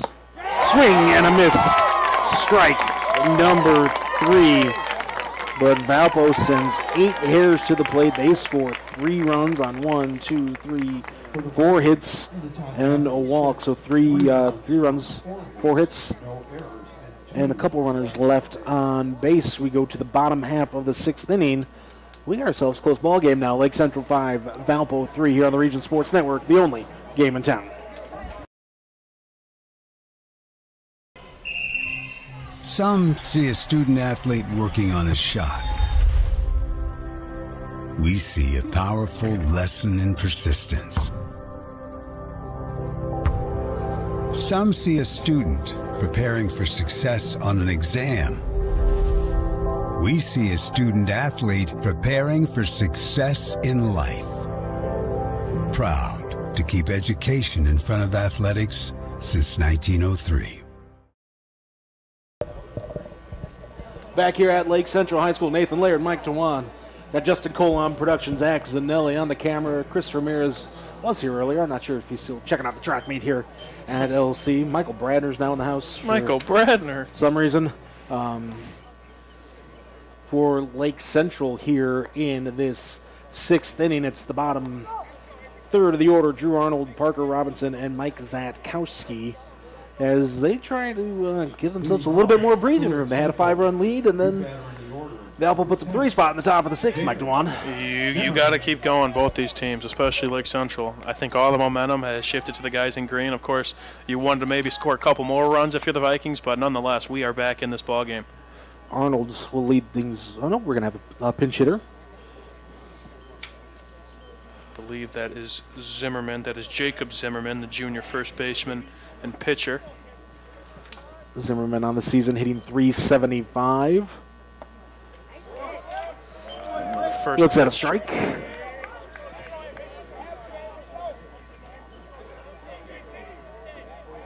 Shudik working quickly. Off speed. A little bit of a, almost like an Ephus type. That's throw pretty. there. Turning back the clock a little bit. Don't see many Ephuses anymore. 0-2 misses just high, 1-2. Lights coming on here at LC as the sun starts to set. 2-2. Beautiful sunset here. 1-1 in any other way. Calling a game with you at Lake Central and experiencing a Thanks, buddy. beautiful sunset. Oh, that one hits. That hits Zimmerman. No, no. There's saying, come on back. He's giving him the chicken wing there. Yeah. Nope. That's a tough judgment call if you're an umpire there. Again, yeah. you have to really kind of. It looks like you sell it, and again with a pitch that slow, you're kind of willing to take a hit, take that pitch in the elbow or whatever. Yeah, I think that was the right call there. And he's explaining to Mike Schwartzentruber. Oh, it's 3-1 the count.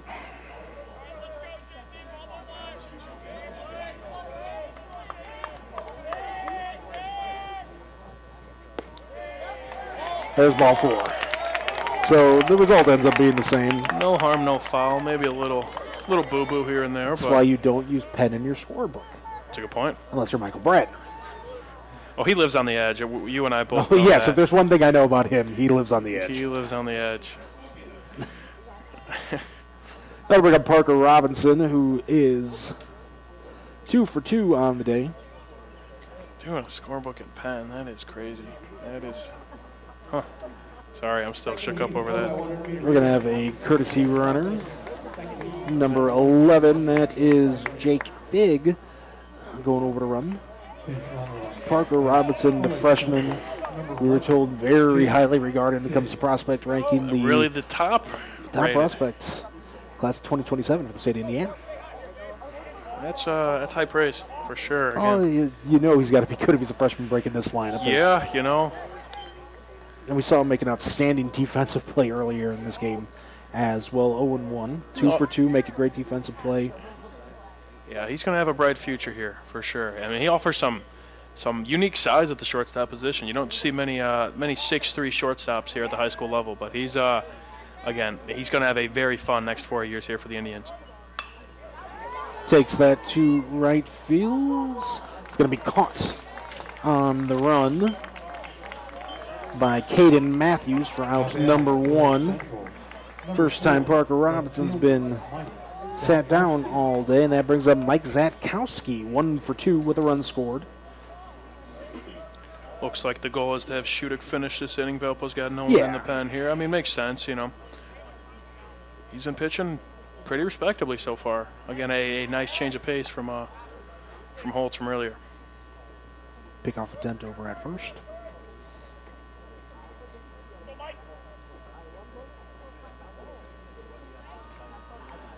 Ground ball, keep Valpo out of this inning.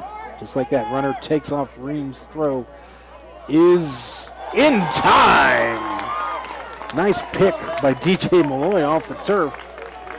Caught stealing 2-4 for out number 2. Very similar throw to what we saw earlier, but this time we got him. I mean that throw was on the money. A little one hopper, yeah, you want to get it there on the fly, but an out's an out. We'll take it. Big out there from Valpo. The 1-0 from Shudik is a strike, top part of the zone.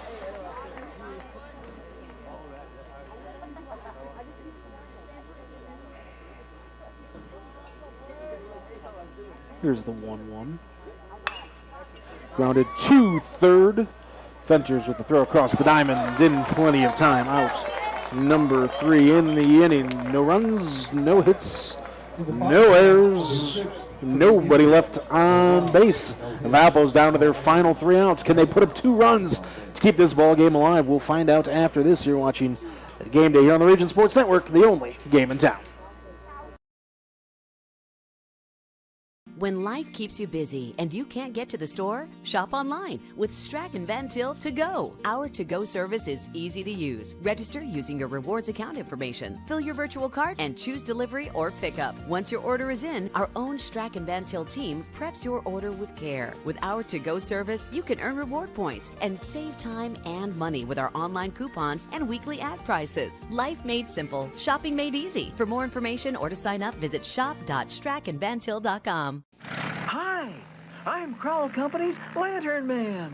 I'll cover your motorcycle. I'll be with you on the water. I'll be with you on the snow. I'll cover your insurance needs wherever you go. I'll be at Crowell Agency from 9 a.m. to 9 p.m. As Crowell Company's Lantern Man, I'm your insurance superhero. Crowell Companies, the insurance professionals in Highland, Maryville, and Michigan City. Back here in the top of the 7th, Valpo needs 2 runs to tie, 3 to take the lead down to their final 3 outs. And Mike, we thought we could see a pitching change, but we're actually seeing a catching change for Lake Central here in this top of the 7th as Tyler Colburn coming in to catch Josh Flores as he stays in the ballgame. Interesting. Again, a lot of trust in Colburn here. It's just I expect the Valparaiso Vikings to keep up that philosophy of working, 4 or 5 pitch at bats, making Flores challenge you as the hitter.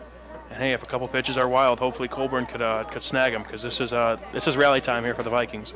O'Keefe is still up in the pen for Lake Central. It's top of the order for the Vikings. Trent Gill, DJ Malloy, and Caden Crowell. Yeah, Gill started the 6th, and now he's starting the 7th. His first pitch is ball 1. Showed bunt there, interesting. Could be a bluff.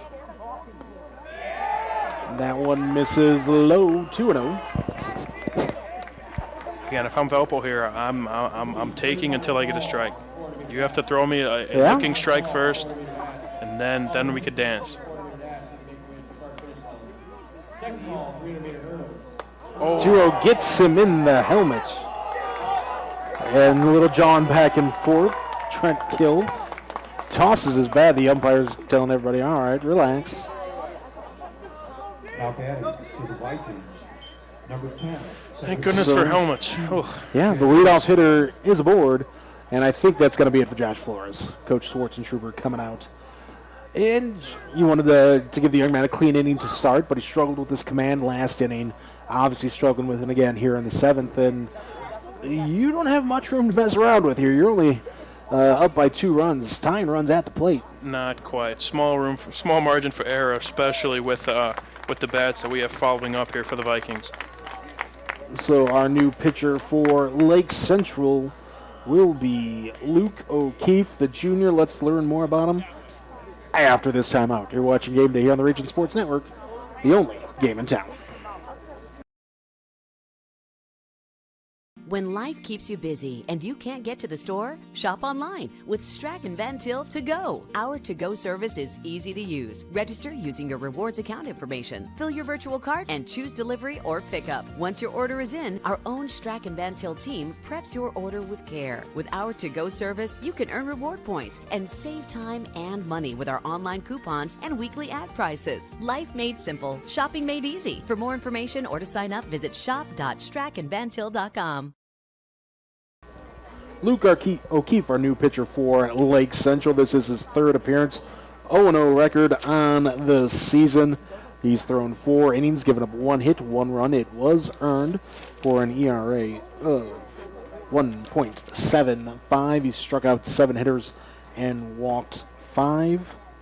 Opponents getting on base at a 379 clip against him, hitting 217 against him. And Mike, as we mentioned, not a ton of room to mess around here. Luke O'Keefe's got to come in and throw strikes right away because you got the heart of the Valpo order coming up with a runner on first and nobody out. Again, I want to say Valpo's, they're not going to change their philosophy. They are daring you to throw strikes because if they can get a free pass on base, hit by pitch or a couple wild pitches, they will gladly take it. So you have to challenge these hitters. Heck, maybe make them roll over one here. Again, man on base could some twin killing here, but you have to throw strikes. You have to get in and pump and, again, get ahead of the count, kind of like we saw from Tobias. Again, it's easier said than done for sure, but you have to challenge these hitters. Yeah, and we saw that with Flores. Had issues with his command, was getting behind in counts, and it's hard to come back and work. Gave him a handful of hits and everything from there. Pickoff attempt there. Checking on Gill. Gill, who had 13 stolen bases last year. Again, he's a threat.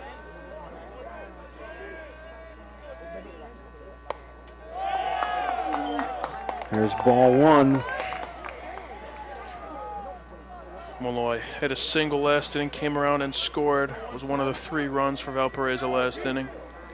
And he's a threat. It's a big out here.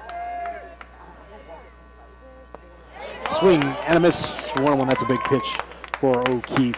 Needed that big time. First strike in a while by any Lake Central pitcher. And again, if we could follow it up with another strike, this would I'd put them in a real tough hitters count. They want that ground ball to short, ground ball to second.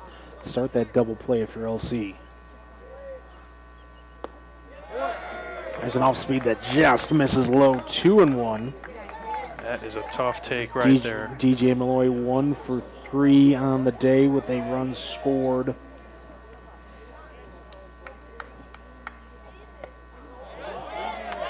Either he couldn't check it up or that got the top part of the zone. Either way, it's a strike. 2-2. And I think I think Coach Evans is gonna ask is that a swinging strike or is that part of the zone? Because if you call that a swinging strike, I think Coach has a good argument against it. Sure. Yeah, can't really change it now, so it's you're going to talk it over, whatever, and can't reverse a strike here. Right. Not after Ump makes a call like that, so it is what it is. Play ball.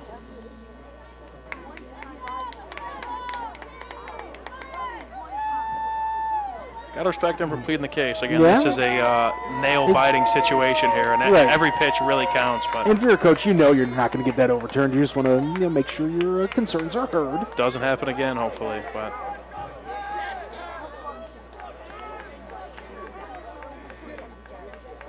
2-2 the count to DJ Malloy. Runner on first, nobody out. Valpo trails by 2. Top of the 7th inning. Outside, 3-2. Caden Kroll on deck, and he's got on base all 3 times he's come up to the plate today. Lake Central trying to walk a tightrope here. It's getting thin.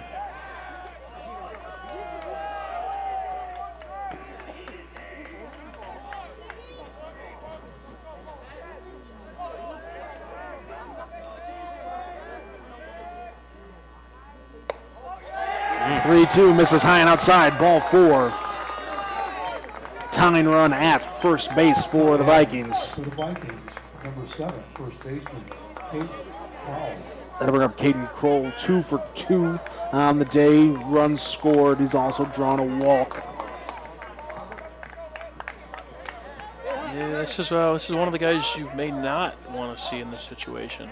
No. This is again, although he's young and at a junior age, he is well beyond it. He's a talented ball player. He's well beyond his years from what we've seen today. There's a strike. I believe we heard somebody say good eye right before that was called a strike. So yeah, a little bit of anticipation there from the umpire. There's been a little bit of a delayed strike call. Keeps you on your toes. Yep. Making sure I know what I see before I can't assume balls and strikes. That's a good point. He's keeping me honest. Someone should. That's true. You and me both, though. Runner takes off for third. Here's the throw down. Not in time. Both runners move up. So now tying run in scoring position with nobody out. It's a great double steal. I like it. Gotta be a little bit more aggressive on the base paths, I think. It's kind of liking what I'm seeing there. 1-1-2. Kroll, here's the pitch. Outside. 2-1.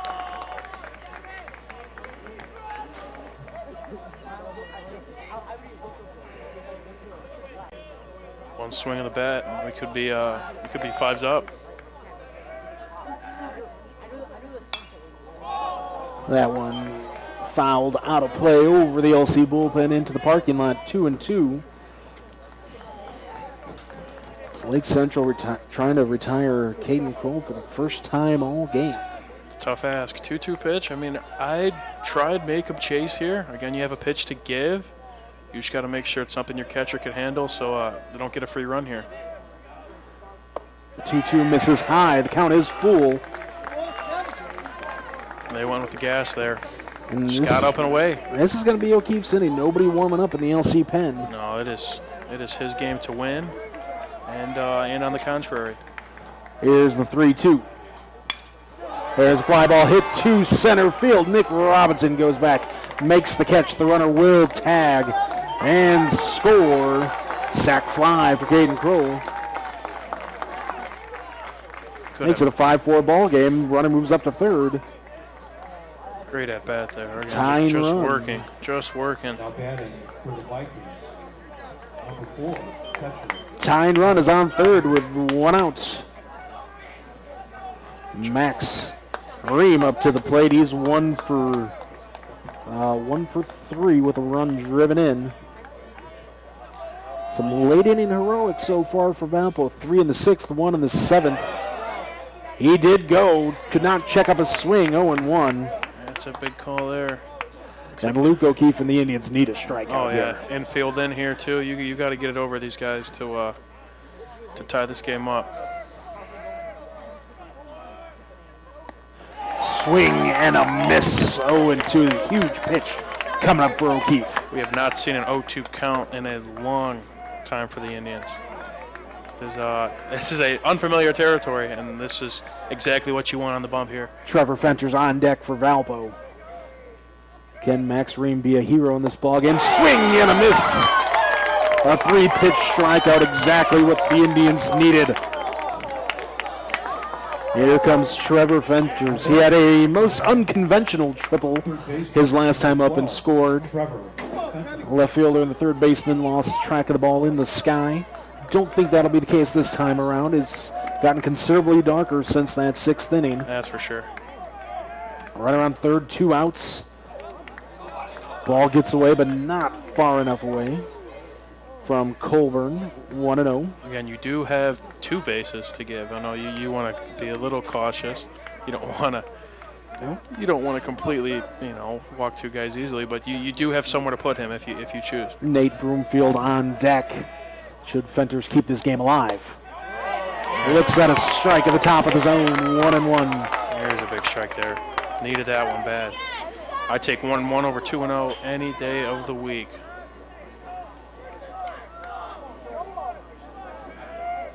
O'Keefe with a look, and here's the 1-1.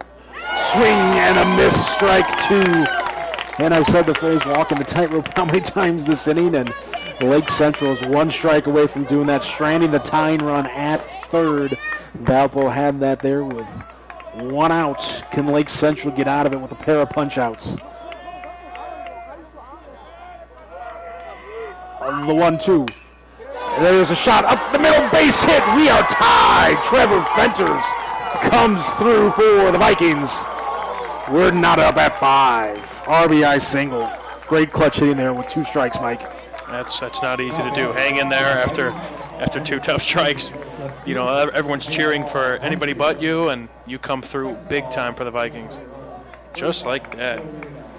5 runs in 2 innings. Lake Central put up a 5 spots of their own. That was back in the 4th. Valpo chipped away, put up a 3 spot in the 6th. 2 so far here in the 2nd. And here's Nate Broomfield.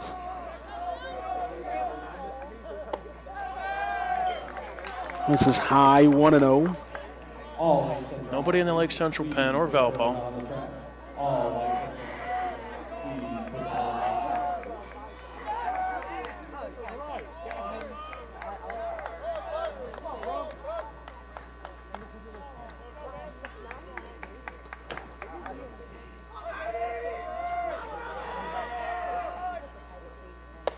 The 1-0 gets the inside part of the plate, the inside black, 1-1.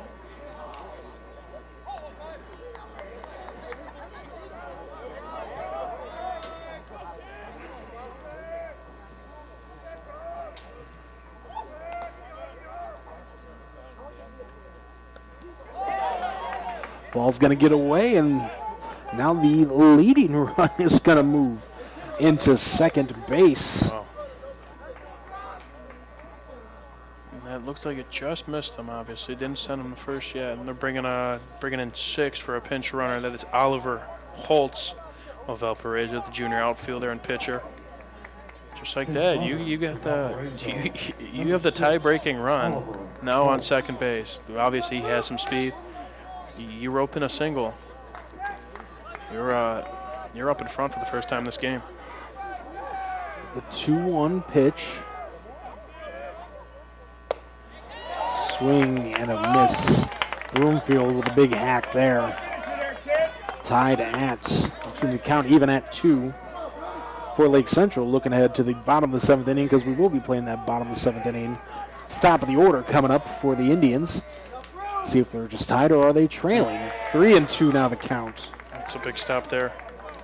Behind the backstop there. Colburn was that almost got away.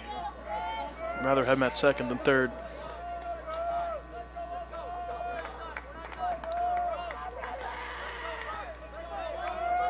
Valpo dugout is loud and full of energy.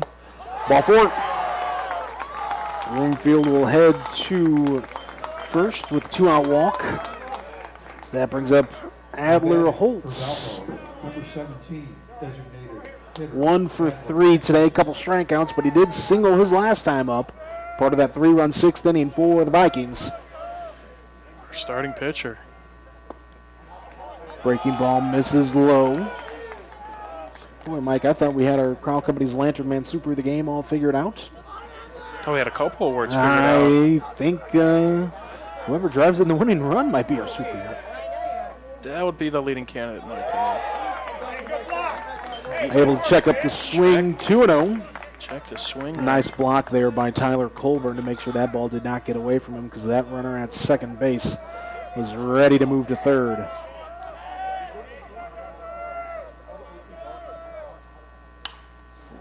Just got away from him there. Fouled over the football press box. Needed that strike there. To the track meet. 2-1. Hey, you almost have your symmetry again. 5 runs, 8 hits, and an error for Valpo. 5 runs, 8 hits, no errors for Lake Central. Yeah, I'm not going to bring that up again. No more symmetry, man. Last time I did that, that was broken pretty quickly. The 2-1 is jammed foul. Will have to be broken at some point. Yeah, that's how baseball I know works, they have I lights, guess. but we're not going to play all night until eventually somebody will break this tie. You would assume. You would assume. Craziers happen. The 2-2 from O'Keefe. That one is hit to right center, heading towards the gap, but Kostiba going to get there on the run and make the catch for out number 3. But in the inning, 2 runs on 1 hit. Couple runners stranded on base. We're going to the bottom of the 7th because we're tied. Valpo's tied things up at 5.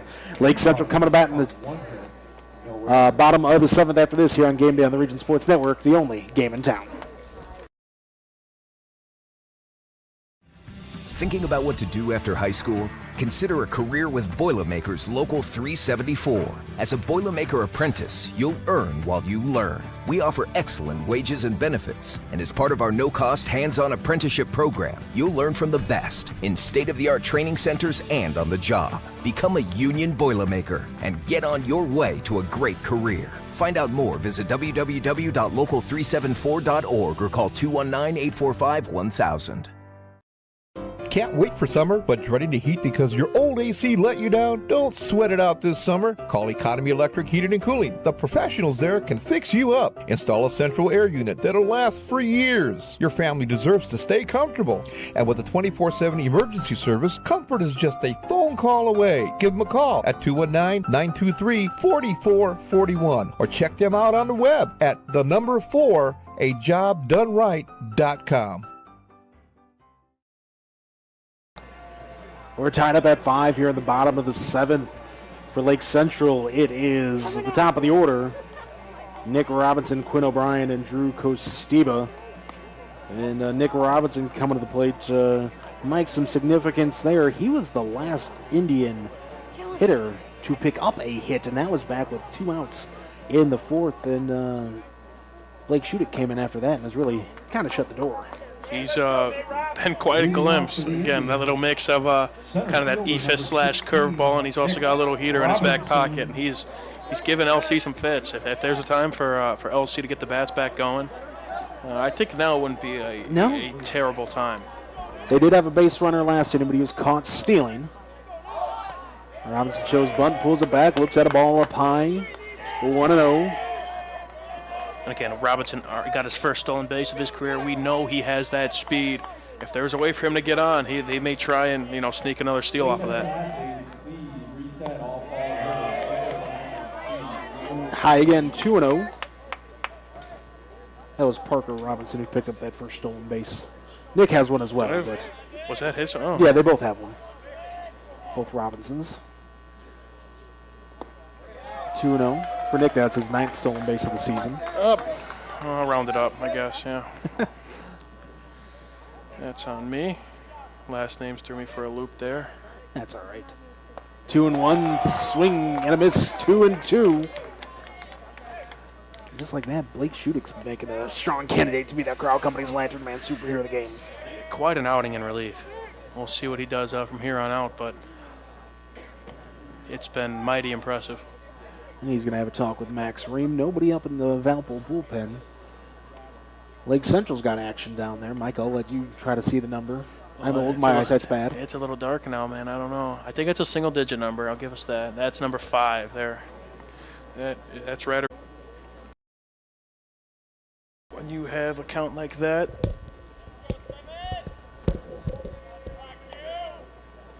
Here's the 1-2 ground ball hit. Too short. Gill, the throw across the diamond. Just gets O'Brien by about half a step. 6-3 on the putout. Out number 2. Here's Drew Kostiba, and Lake Central still looking for their first hits against Blake Shudick. This will be Kostiba's second time seeing him. He grounded out to short his last time up.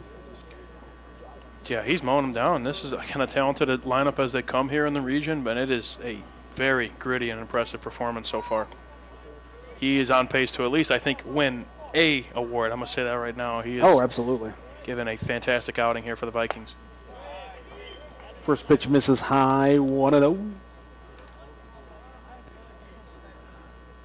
We're looking at extras here unless Lake Central can get a 2-out rally against the pitcher they have not been able to touch. 2-0. Shooting's hat comes flying off as well. Got some nice flow. I won't say that. That's a lot of hair to keep contained in your hat. You got to show it off at least once again. Yeah, you know, with all the lights on you, why not? Love the new light system they got. The 2-0 pitch misses high, 3-0. Playing ball under the lights, nothing better.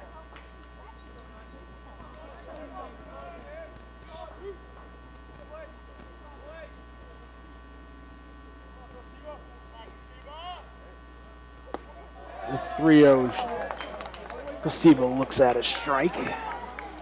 Taking all the way there. 5 runs, 8 hits, and an error for Valpo. 5-8-0 for Lake Central here in the bottom of the 7th inning.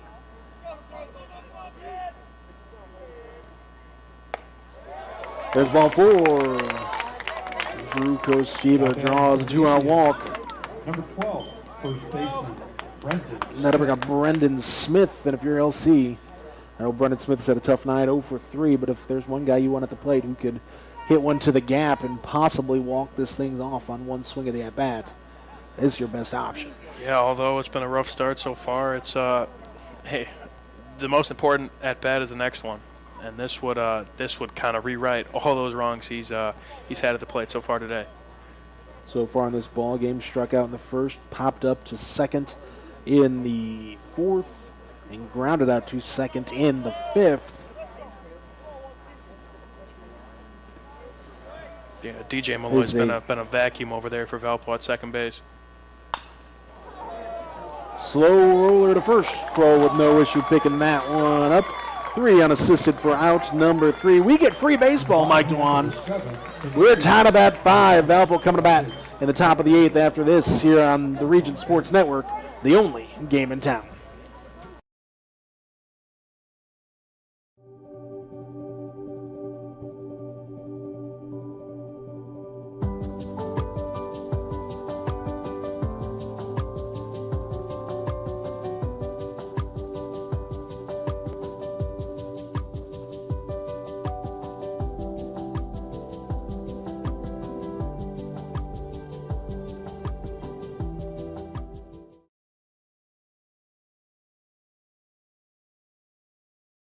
Earn while you learn from the best hands in the business. The Bricklayers Allied Craft Workers for Indiana, Kentucky Apprenticeship. That's right, this is a paid apprenticeship. I'm getting an education while learning a trade and getting paid for it. The thing that surprised me the most about this apprenticeship program is the respect I have received after the proper time and training. Classes start soon, so apply now. There are training centers throughout Indiana and Kentucky. We are the Bricklayers and Allied Craft Workers for Indiana, Kentucky Apprenticeship. The best hands in the business. Well, we're happy Lake Central added lights. That means this ball game can continue into the 8th.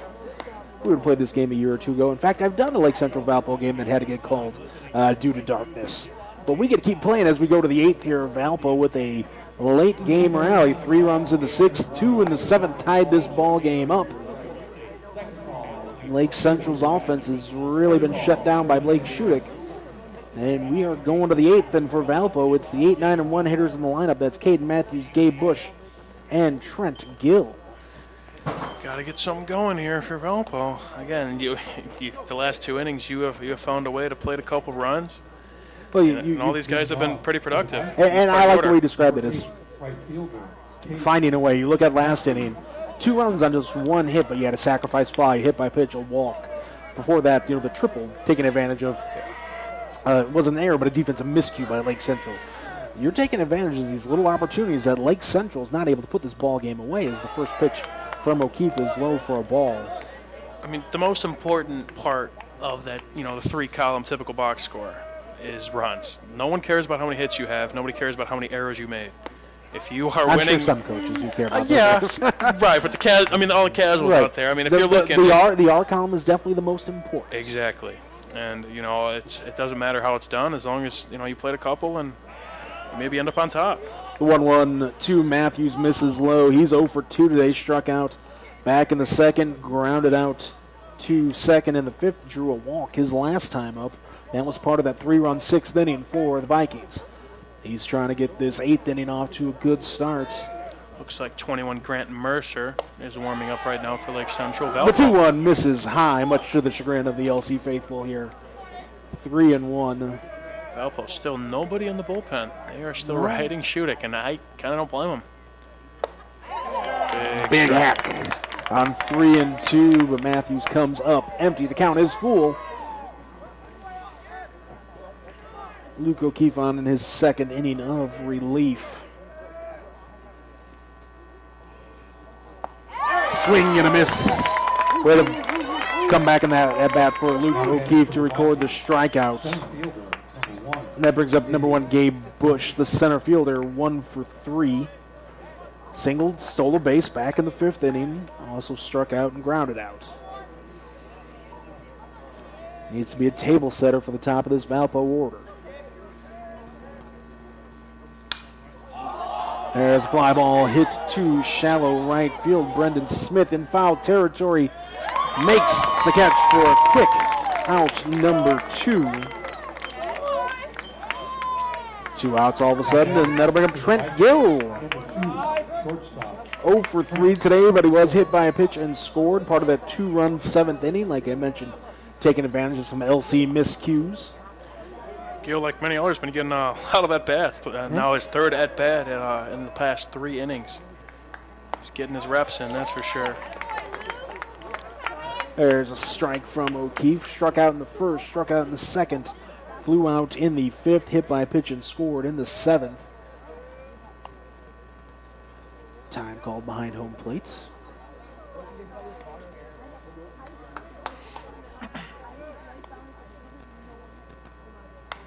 The 0-1 fouled out of play, 0-2. Now it's kind of looking like, again, O'Keefe's kind of, again, he's getting a little bit more comfortable than some of these LC relievers. He's throwing a little bit more strikes, challenging these Valpo hitters and getting ahead of the count. The 0-2 pitch misses high, 1-2. Good snag there by Colburn.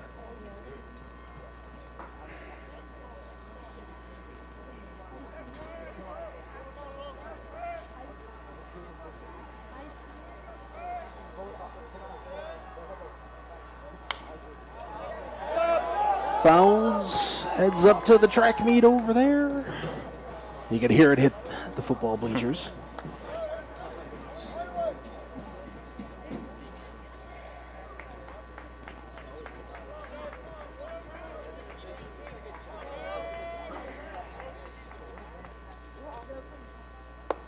The 1-2 misses up, 2-2.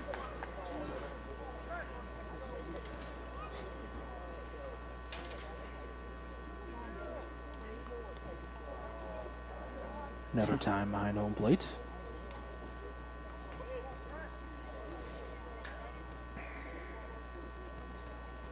The 2-2.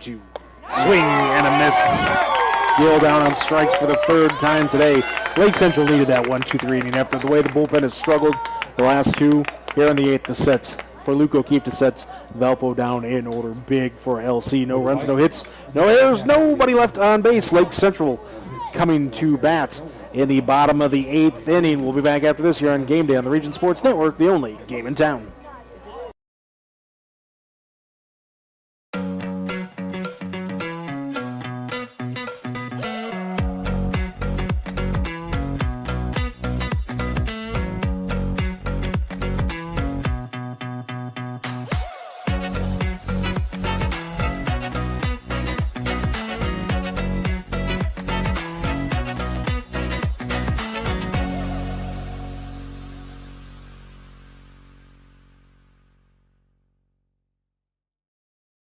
This box is small, like Pet Supplies Plus. This one is large, like a big box store. In each, Stu, has carefully hidden a toy. Question is, which dog will find it first?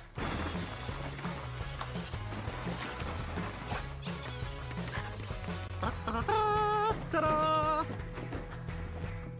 Moose, no! You were so close.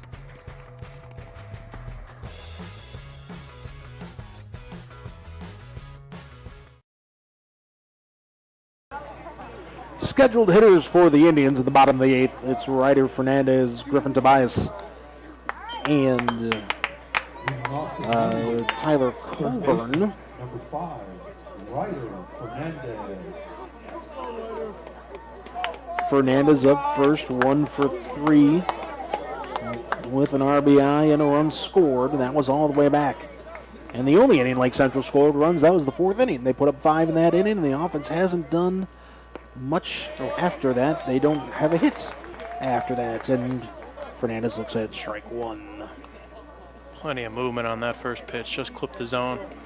He's wheeling and dealing out there. Oh, off speed. Completely gets Fernandez in front of it. 0-2. Blake Shudick has been outstanding in this game for the Vikings. Got up there in snail's pace, that pitch. The 0-2 misses high. And nobody working in the Valpo bullpen. Like Central's got an arm in there. Could be just for safety measure. Looks like 21. Grant Mercer, who was in there before. Another one of those slow pitches, misses low and outside. Count even at 2.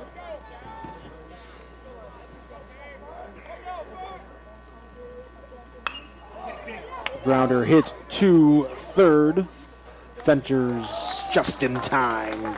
Out number 1. 5-3 on the putout in your scorebook. That'll bring up Griffin Tobias. For Lake Central, number 1.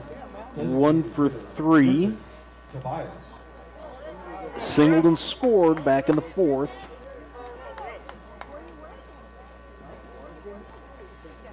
That's about it. You're looking at these scorecards. It's a lot of action in the 4th, and everything to the right of that, not so much. First pitch swinging. Fouls it well out of play. Over the Valpo dugout. 0-1. What's the longest baseball game you've called? Innings-wise. I'll have to think about that. First really wild pitch there, I think, of his outing for Shudick right there. Well, not technically a wild pitch, just a bit outside, too. That was my next, you know what I was thinking. Yeah, longest game I've...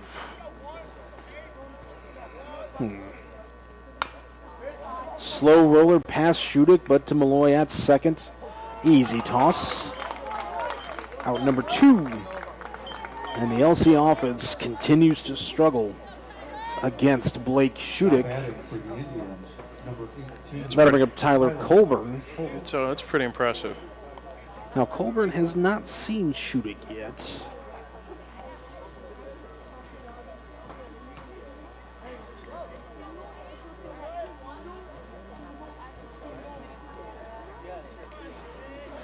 See if a pair of fresh eyes can do something as he looks at ball low.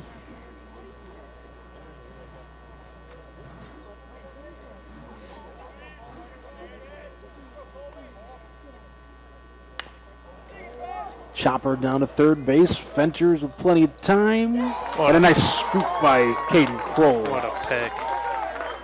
For out number 3. A 1-2-3 inning. No runs, no hits, no errors, nobody left on base. You thought one inning of extra free baseball was fun. Let's make it 2. We go to the 9th. Valpo coming to bat after this here on Game Day on the Region Sports Network. The only game in town. First home, dream home, forever home. Tech Credit Union has the right home loan for you. Their loan officers can help you purchase a home, refinance your current mortgage, or unlock your home's equity to get a cash out for any purpose. Let Tech Credit Union show you why they are the better option for a home loan. Learn more at www.techcu.org or call 800-276-8324. Tech Credit Union is an equal housing lender and federally insured by the NCUA. Four Seasons Mechanical proudly serves Northwest Indiana, providing quality, reasonably priced, reliable service. With a quality and comfort guarantee, the professionals at Four Seasons Mechanical offer a wide range of services in heating, ventilation, and air conditioning. Whether it's residential or commercial, Four Seasons Mechanical is there 24/7. To find out more, the website is fourseasonsmechanical.com or give them a call at 219-756 7020. Four Seasons Mechanical, your indoor air quality specialists. Valparaiso up the bat here on the top of the ninth. It's going to be DJ Malloy, Caden Kroll, and Max Ream as the scheduled hitters. 2, 3, and 4 in the lineup. So if you're Valpo taking on facing Luke O'Keefe, this is a pretty solid start. 3 of your 5 runs, if you're the Vikings, have been scored out of this part of your lineup. Yeah, I mean, we got to get some going here. We'll see. It's a new inning. You know, you don't take it. You don't look at what you did before. The most important at bat is the one we are facing right now. Well, again, this is crunch time here. First pitch, breaking ball. Malloy looks at it for a strike. He's scored 2 runs. He's had a great game, both sides, with the bat and with the glove. He's really impressed me. Oh, looks at a fastball, misses the zone. Count even at 1-1.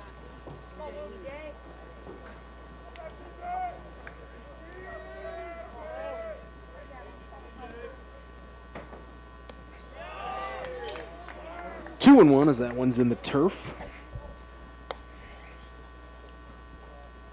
Malloy singled and scored in the 6th. Walked and scored in the 7th. That's when Valpo did all their damage in those 2 innings. Lake Central scored all 5 of their runs in the 4th. There's a fastball on the inside black. 2-2.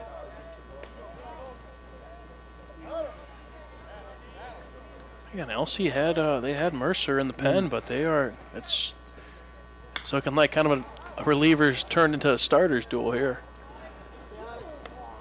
That one's fouled out of play. Count stays at 2-2.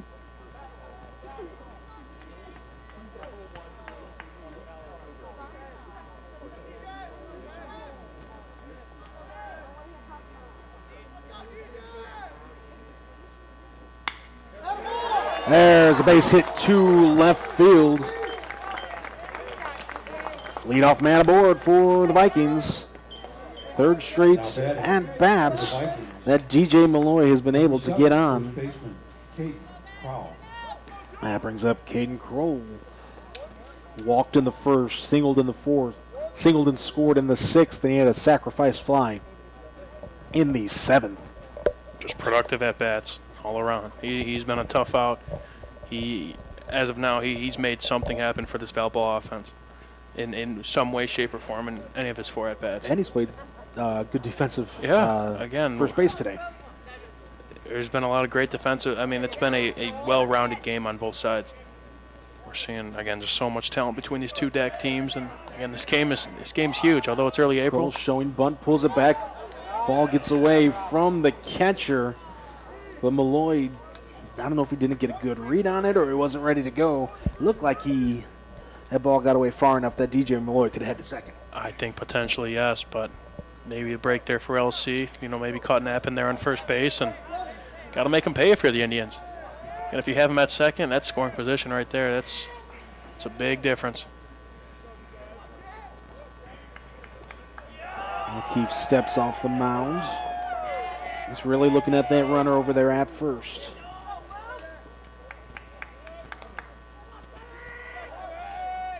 Kroll shows bunt, pulls it back, ball outside, 2-0. Max Ream on deck for the Vikings. Malloy does have a stolen base this year, so he can be a threat. Pops up the bunt. It's going to land harmlessly in foul territory. Nice diving attempt there by Colburn.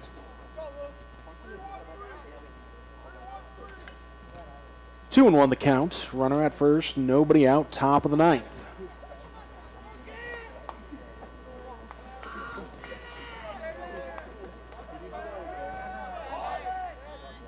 Kroll shows bunt again, pulls it back. Outside, 3-1. I may have expected a delayed strike call there again. That's why I was looking for that before. We're learning. We're learning now. But it only took us 8+ innings. Yep. And it's the first ball game of the year. That's true. You said there's going to be some softball on the Region Sports Network tomorrow? There will be. It will be Portage at Lake Central, just beyond the outfield walls. We will be here tomorrow, and we'll be here at Lake Central a lot. Again, obviously a pretty solid team, and there's ball 4. Of course, they play in the Duneland Conference, so they'll be hosting a lot of talented teams as well. But Caden Kroll heads down to first base. Again, as great of a hitter he is when he puts bat on ball, he picks his pitches. He's drawn 2 walks today. Now the go-ahead run is at second base. We're going to have a pinch hitter here for the Vikings. It looks like that is number 9, Drayden Wilcox. Check that batting change for Valparaiso. Now batting, number 9. Wilcox on the season. This is just his second plate appearance. He's 0 for 1 on the season. But again, Valpo's only played in 2 games. Yep. So we're throwing out numbers and, small sample size. Definitely small. Smaller than Lake Central, so they got 6 games under their belt. Well, I think this is why Wilcox is coming in. He's laying down a bunt. It's a good one. Force at third. They got him. I think that's the right call as well. The force out at third. Great play there by Brendan Smith. That's a high risk, high reward, but that is a huge out for the Indians. Heads up play. And that is coach is out there. He's giving him a little bit of an earful. Gotta say, he did probably have the coach of Valparaiso. He probably had the better view, I must say. I believe that's Coach Evans out there on third base? Yep.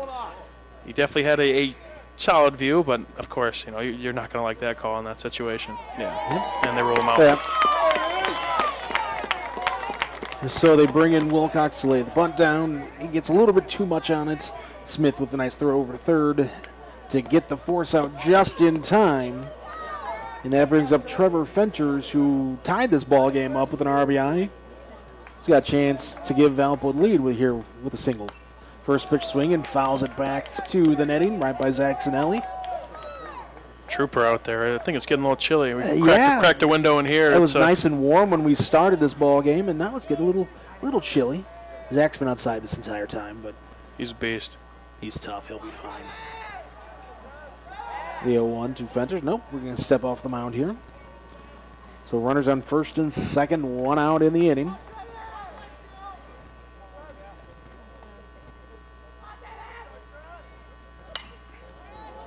That pitch fouled away, 0-2. Nate Broomfield on deck. It is 56 degrees right now, so yeah, we're not going to listen to Zach complaining. We've been in the worst football season, man. That's right around the corner. There's been some worse weather days with that. This is nothing. Although it's easy to say when we're in a press box, but I digress. The 0-2 swing and a miss. Fenters chase that one. Strike number 3, out number 2. There's Nate Broomfield. Next batter for the Vikings. Number 15. Valpo, first 2 runners were on. Got 2 base runners and responded huge with 2 outs here. Nate Broomfield drew a walk his last time up. He's 0 for 3 on the day. 5 runs on 9 hits for the Vikings. Timeout. Lots of timeouts in this ball game. Just a bit.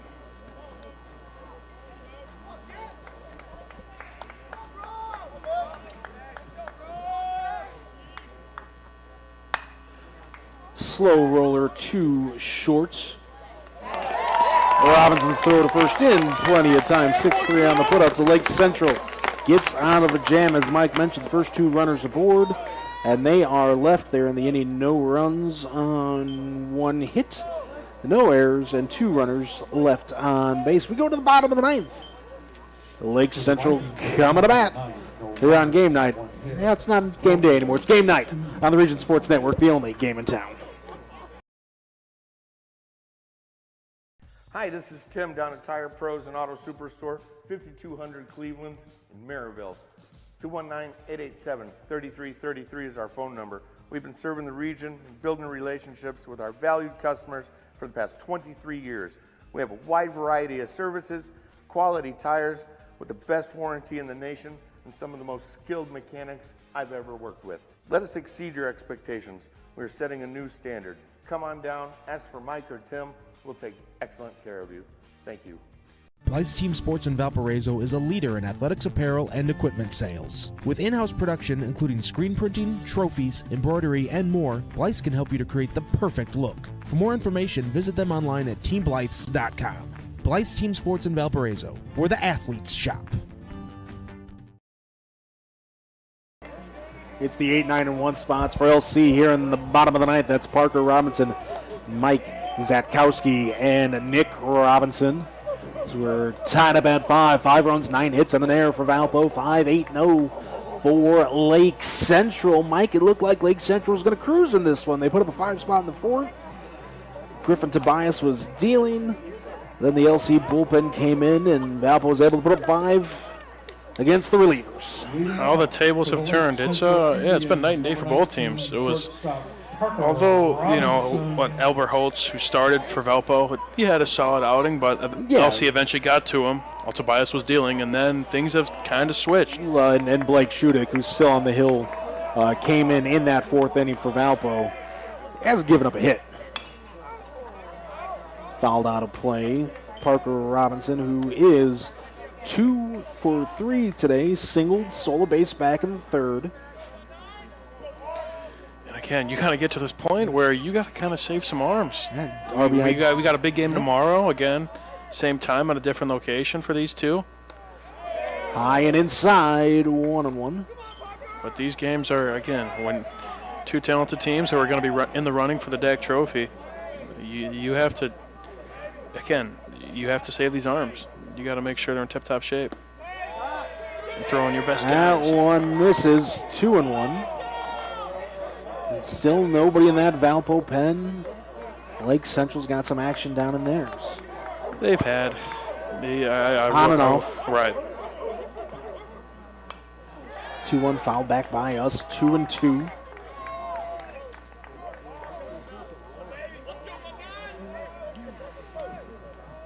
You still didn't answer my question about the longest game. Was this? I honestly, is this making a running? This is going to be up there. Fouled back again to the fence. Honestly, I've done so many that they all kind of run together. I remember moments more than specific games. Fair enough. Parker Robinson. This is the right Robinson who got his first steal. First stolen base. Again, that fantastic shortstop. Made a fantastic play to close out the final inning. And again, if he gets on base, he's shown that speed already. Lake Central has not had a hit since that 4th inning where they had 6 hits. You don't need a hit here. You could draw a walk. You could keep working the at-bat. There's multiple ways you can get on base and score a run. Did he go? He did not. He gave him. Oh, he gave himself up too. He thought he went. Count as full. It's a lot easier to score a run when you get hits, though. Of course. You don't need to, of but course. It's a lot easier that way. That's the baseball strategist in me that knows that. Yep, you've corrected me a few times. You've shown that side. The 3-2-0 and for I need our heads. Count stays full.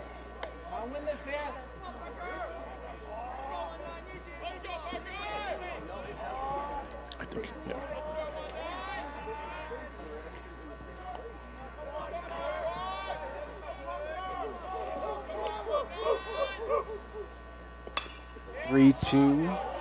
Skied foul. Freshie showing some poise, fighting off again. High intensity at bat. Yeah, he's fighting. He's been impressive. Again, a highly touted shortstop in the state of Indiana, already getting looked at by, he's making a name for himself already, and he could further improve that stock with on this next pitch. 3-2 misses outside, leadoff walk. What a take. It's just the 3rd walk issued by Shudik. That brings up Mike Zatkowski. 1 for 3 today. Again, you got some good speed aboard here. Robinson picked up his first career stolen base back in that third. I Do wouldn't you be run against a pitcher that doesn't have the quickest delivery? I wouldn't be surprised. Shudik's aware. Shudik with a nice pickoff move there. I mean, you're kind of fine with Len Setkowski also hit away. He was almost a hero in the Noblesville game. He 2 for 2 RBIs. IU South Bend commit. He's got a good bat on his shoulders. They're gonna bunt lays down. It's down, and it's going to be safe. Miscommunication by the Valpo defense. That is a fantastic bunt. Put the fielders, the young fielders of Valparaiso, in a tough situation, and they made them pay. And now, if you're Lake Central, you're in a position where you haven't been in a minute. It's just a huge at bat for your top leadoff hitter. A well-placed bunt by Mike Zatkowski. Misplayed by the Valpo defense. Goes as a single, but it was well-placed and just not good communication there. Puts 2 on, nobody out for Nick Robinson. And if you're Valpo, you're hoping to see a mirror. You're hoping to see a mirror image of the top of the 9th inning, because in the top of the 9th inning, Valpo put 2 on and had nobody out. And Lake Central's able to get out of the jam. So if you're Valpo, you want to see that mirror image here. That's for sure. For sure. The first hit for LC off Blake Shudik is a bunt single down the first baseline. They are not complaining. Maybe a little bit in the strategy. Showing bunt again. There's another one, but that's going to roll foul. Nick Robinson trying to catch that Valpo defense sleeping. Good thought there. I mean, they weren't really playing for it. And again, Robinson, he has that speed. Multiple stolen bases in his career. As I've now learned, he's got 9 this season. He could offer. There you go. He could offer that speed. He again, I wouldn't be surprised if they go back and try and lay another one down. A full Valpo meeting out there on the hill. Coach going to go over all the defensive assignments.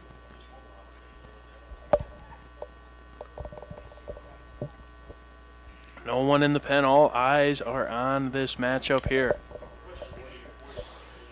Again, understandably so. It's going to be interesting to see will he try to lay down the bunt again, or is that try to catch Valpo off guard a little bit? First base, Kroll playing in several steps on the turf.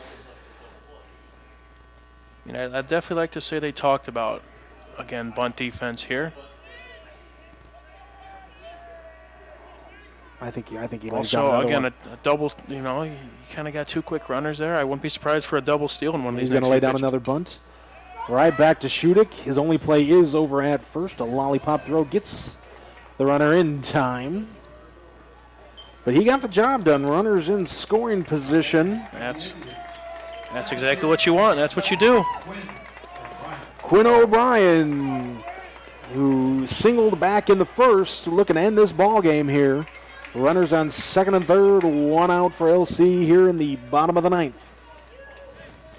This could be you may overtake the superhero award. This is superhero-esque right here. I mean, as much as we talked about some potential candidates earlier, you're not much more of a superhero if you could send your boys home with a win. Infield playing in for the Vikings. First pitch swinging, slow roller to third. They're going to hold the runner at third. In time, not the at-bat you wanted if you're LC. 1 pitch at bat, that is... You got to at least make them work for it. That'll make you have to try and take a pitch, take a pitch or two, get it to two strike count. But nothing, man. And now again, infielders can sit back for Valpo, and it's up to this right here. Again, you could walk him here. I saw the catcher actually signaling to the dugout no. Maybe they were hoping to walk him, potentially debating it, but they're going to play on. Kosiba looks at an off-speed pitch in the turf. Nice block by the catcher, 1-0.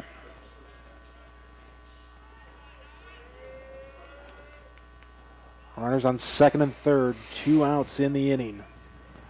Bottom of the 9th, tied up at 5. Swing and a miss, 1-1.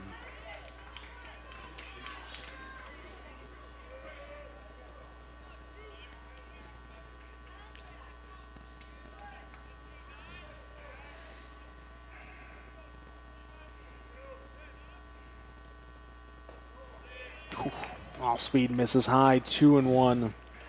That is a tough pitch to take. That is, again, if you're ready for it, that looks juicy. Yeah. But it's, if you could take a It ball. ended up being a good take there. Now I may have to challenge him here. Interesting to see what he'll do. Step off.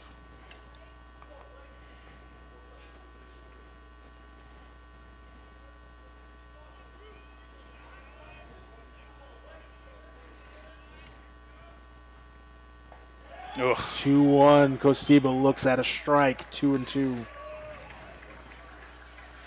Again, you have a base open. I wouldn't mind throwing something maybe away, get somebody to chase, roll over one.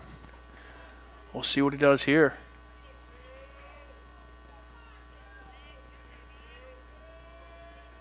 Here's the 2-2.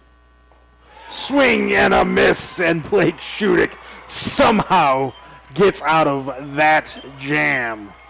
Wow.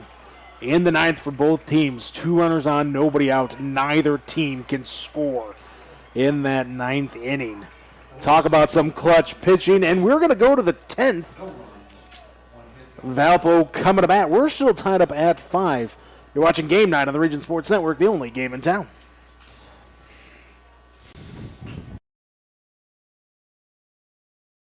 Planting a tree, installing a fence, whether your project is big or small, NIPSCO reminds you to know what's below and contact 811 at least 2 full business days before doing any digging so that utility companies can mark the location of their underground lines. Contacting 811 is free and it's the law. Avoid possible penalties, costly repairs, or injuries. DIY or a pro, safety is in your hands. Every dig, every time. The Athletic Performance Factory is Northwest Indiana's premier athletic training center. The 40,000 square foot state-of-the-art facility features batting cages, a sand training room, a new outdoor turf infield, and so much more. Check out the facility for one of their daily classes at 3150 45th Street in Highland. Interested in signing up for team workouts or individual lessons? Check out their website at trainapf.com or contact them at 219-750-1087. Athletic Performance Factory, where athletes are made. NIPSCO is proud to be powering the youth of Northern Indiana. NIPSCO is wishing its Northern Indiana high schools to have safe competition while displaying sportsmanship on and off the fields. Adler Holtz leads off the 10th for Valparaiso by looking at a strike out of the hands of Luke O'Keefe. Holtz 1 for 4 today. Sharply hit 2 short. Parker Robinson over to first in time. 2 pitches, 1 out. Going to bring up Caden Matthews. 0 for 3 with a walk.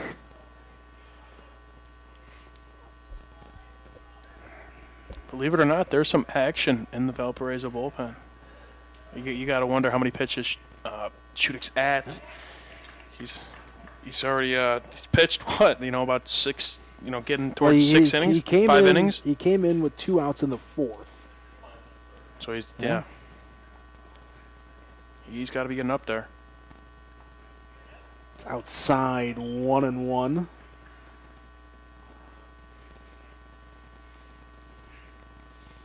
And these 2 teams play tomorrow at Valparaiso High School.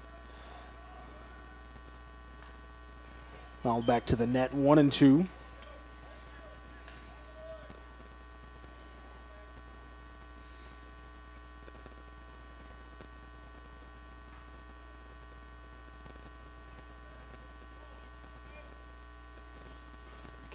And the pitch outside, 2-2.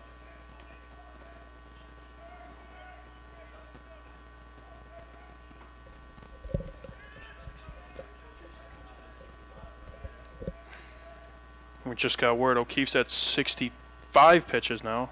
That's a big K. Pitch number 65 is a strikeout looking. He's really settled things down these last few innings. I know he got into a jam last inning, but his defense helped him out there big time. I mean, these relievers, these long relievers that have, again, turned into starters, have shown quite the composure. They've all gotten into jams, and they find a way to get out of it. Gabe Bush, 1 for 4, looks at strike 1.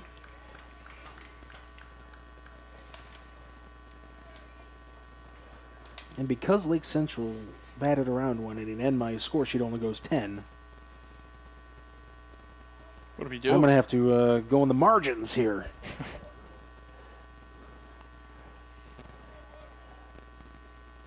The 0-1 to Bush. Fly ball hits to right field.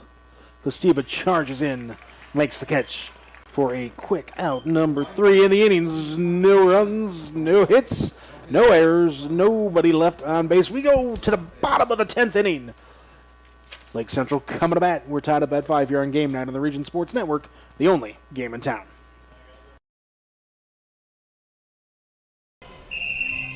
Some see a student athlete working on a shot. We see a powerful lesson in persistence. Some see a student preparing for success on an exam. We see a student athlete preparing for success in life. Proud to keep education in front of athletics since 1903. Some see a student athlete working hard in the weight room. We see a future leader learning there are no shortcuts to success. Some see a start to a swim meet. We see the starting blocks for life. Proud to keep education in front of athletics since 1903. Scheduled hitters for Lake Central in the bottom of the 10th are Brendan Smith, Ryder Fernandez, and Griffin Tobias. 5-9-1 for Valpo, 5-9-0 for Lake Central. That symmetry Mike DeWan likes. We're pretty close to it again.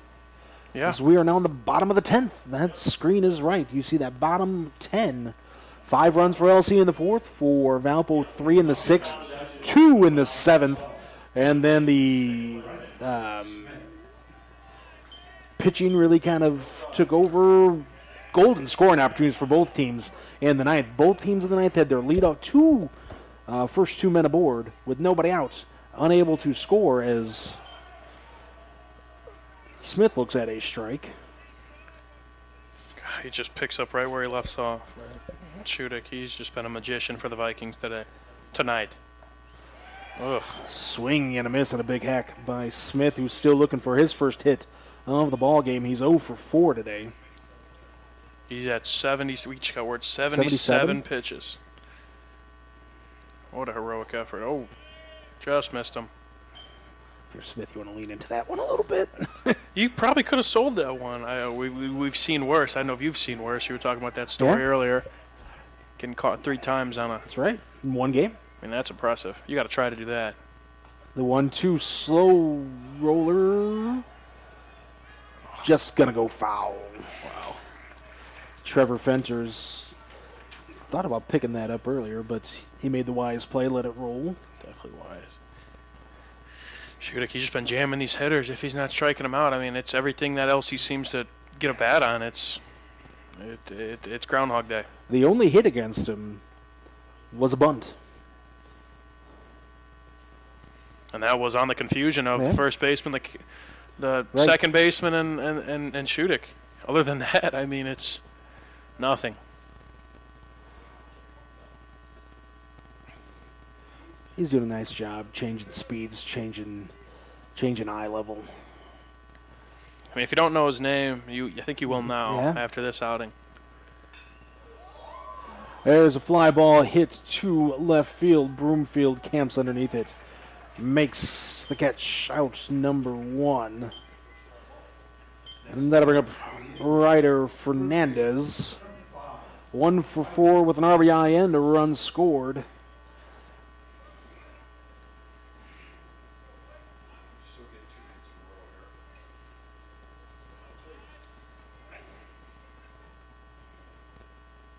Oh, wow. Swing and a miss.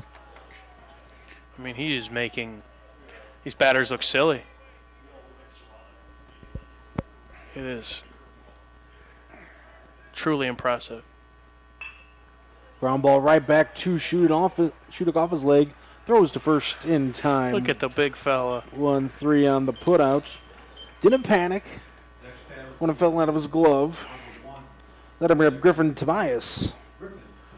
1 for 4 with a run scored. And Shudik's just going to walk it off. They're going to give him a moment. A little bit of a stinger. I think it hit him kind of in the low, little bit of leg area. Hopefully kind of a thigh, the meatier part of your leg. But, yeah, it looks like he's kind of pointing right above the kneecap. Yeah, right above his knee. And rub some tire pellets. Yeah, it's not a... That's... I'm going to let him take a warm-up toss here. I like it. I think. Yeah.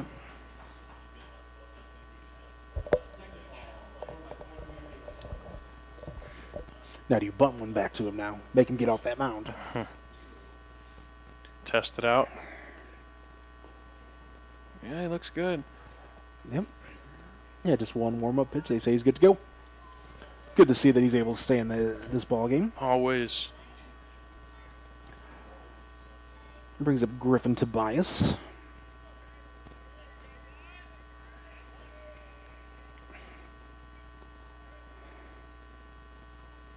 Wow. Looks at a slow roller for strike one. It's just filthy, man. It's just the off speed is so troubling. Did he go? He did, according to the first base umpire. 0-2.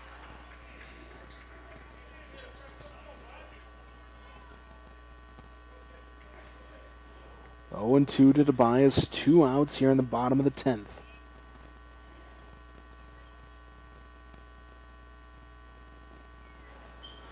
Way outside. 1-2. And again, not many of those from Shudik, if any at all. I think I've counted 2 that really have gotten away. But he has been consistent.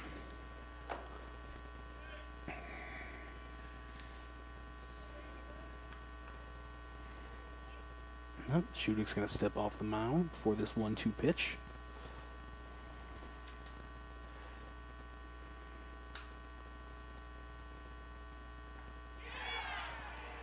Oh. Outside. I mean, just about the whole middle infield. They were walking towards the dugout. I mean, they took about 5 clicks towards their dugout. The only person who stood still was the home plate umpire, who made no motion at all. Wow. Here's the 2-2.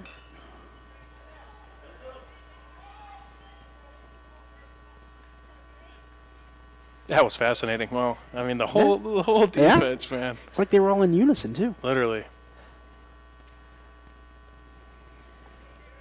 Counts even at 2-2. 2 outs here in the bottom of the 10th.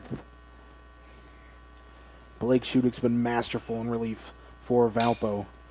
Ground ball hit too short. Gill, strong throw to first in time. A 1-2-3 inning. No runs, no hits, no errors, nobody left on base. We're going to the 11th. Valpo coming to bat after this here on Game Night on the Region Sports Network, the only game in town.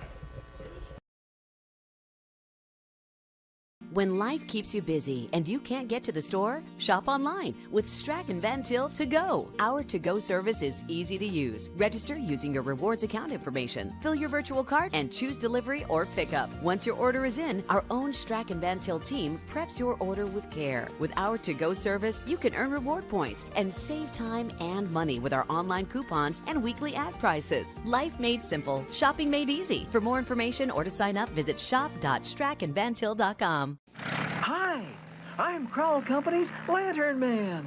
I'll cover your motorcycle. I'll be with you on the water.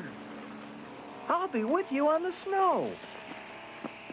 I'll cover your insurance needs wherever you go. I'll be at Crowell Agency from 9 a.m. to 9 p.m. As Crowell Company's Lantern Man, I'm your insurance superhero. Crowell Companies, the insurance professionals in Highland, Maryville, and Michigan City.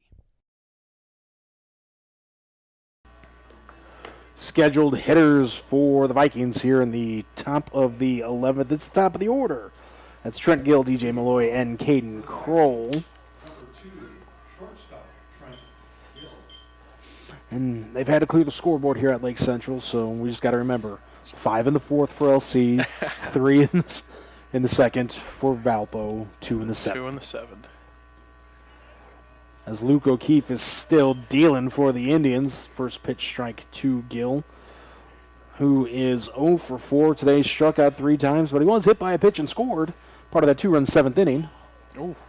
And the count is even at 1 now. 1-1. Yeah, again, as much as Shudik has been a hero for the Vikings, O'Keefe has, I mean, there's a reason they're still playing. He's doing his part as well on the other end, and he's been a hero of his own for the boys in blue.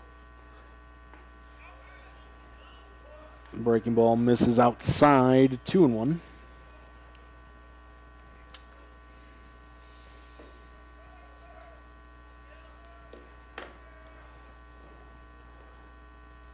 Two-one foul back to the netting. Count even at 2-2.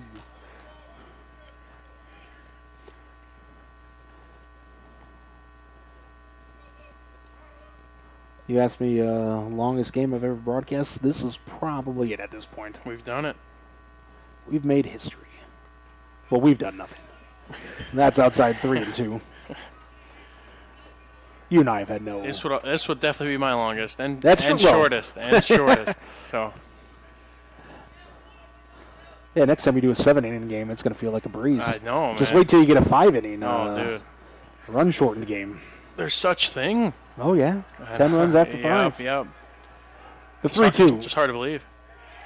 Ball 4. Trent Gill draws the leadoff walk here to open up the 11th. That brings up DJ Malloy, who has gotten on base all 3 on each of his last 3 plate appearances. Singled and scored back in the 6th. Walked and scored in the 7th. Singled his last time up and was stranded was thrown out at third base. Malloy and Crowell have been arguably 2 of the best Valpo bats today. So this is crunch time for both squads. Shows bunt, pulls it back, looks at a ball outside. And again, that's props to Malloy. Again, it's probably tough to reach base, 3 times in a row and then have to sit there and lay a bunt down potentially, but he's doing what he can for his squad. Shows bunt, takes a pitch high. Oh, they call it a strike? Did he call that a strike? First one was a strike? I don't know. We'll find out when he holds his hands up eventually. Shows bunt again. Nope. High. That's a ball. Count is 3-0.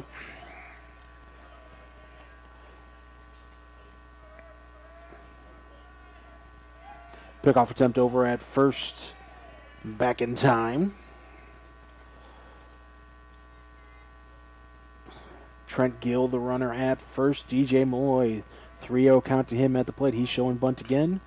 Lays it down. Makes throw over to first. Sacrifice bunt moves the runner into scoring position. Out number 1. That brings up Caden Kroll. 2 for 2 today. Run scored, a run driven in. He's drawn a couple walks. Yeah, what's your opinion on after this first bunting pitch? with the 3-0? Bunting with the 3-0 count. I think if you have anybody else up to bat afterwards, you don't. But you got a guy who's gotten on base all day today. That's probably your best hitter. Who looks at strike 1.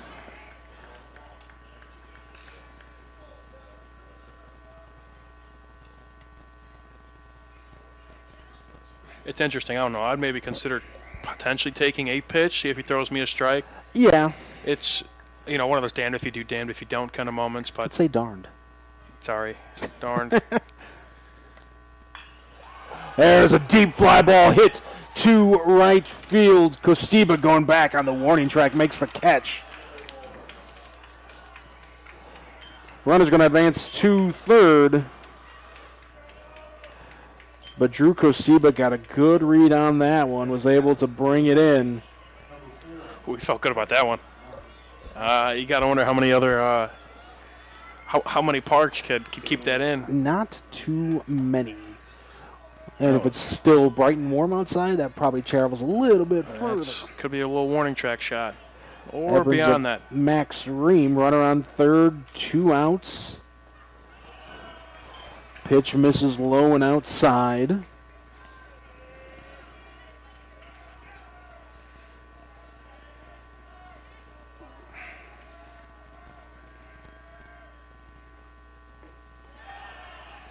Same thing, low and outside, 2-0. Freem's able to keep this inning alive and bring up Trevor Fenters.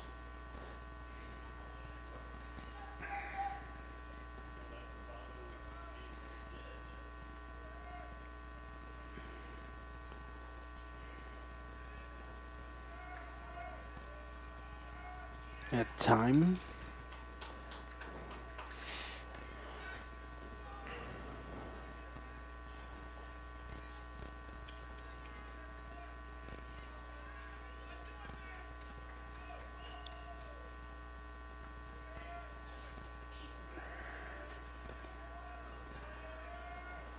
The 2-0.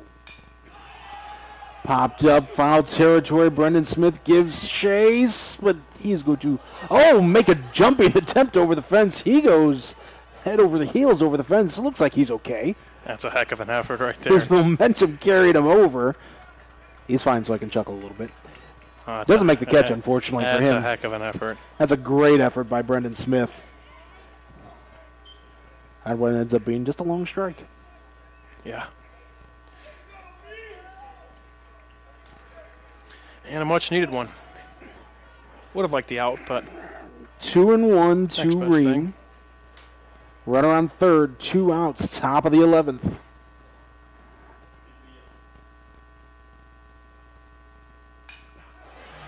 There's a shot up the middle, and it's going to fall for a base hit. Max Ream drives in the go-ahead run for the Vikings at the top of the 11th.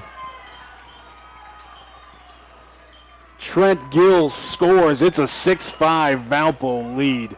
Good piece of hitting there by Max Ream.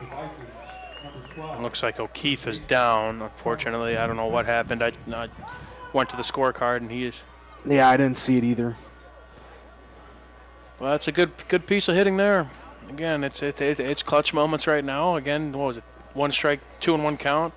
Yep. That's finally a potential hero. Could be in green. Could be Ream in green. There's a candidate for. It looks like something with O'Keefe's. He's limping a little bit there. Looks a little ginger on one of it. Says left leg. And they are bringing in. Looks like could be Fernandez. No, we got number 6 coming in for Lake Central. Victor Villegas. Victor Villegas coming in. Looks like he's going to go play third, and Ryder Fernandez is going to pitch. So while he takes his warm-up tosses, let's take a break. You're watching Game Night on the Region Sports Network, the only game in town. Can't wait for summer, but dreading the heat because your old AC let you down? Don't sweat it out this summer. Call Economy Electric Heating and Cooling. The professionals there can fix you up. Install a central air unit that'll last for years. Your family deserves to stay comfortable. And with a 24/7 emergency service, comfort is just a phone call away. Give them a call at 219-923-4441 or check them out on the web at 4ajobdoneright.com. Our new pitcher for Lake Central, Ryder Fernandez. This is his 4th appearance. He has pitched 3 innings so far this season. He's given up 1 hit, no runs.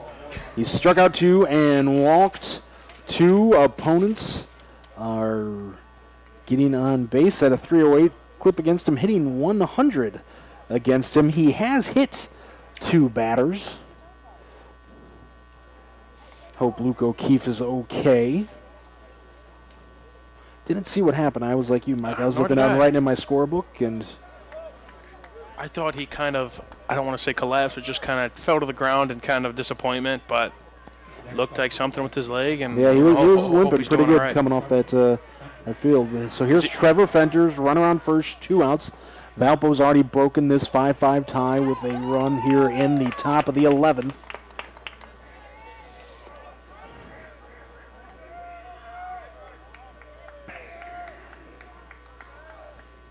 battle. Pitch is low. Count even at 1-1.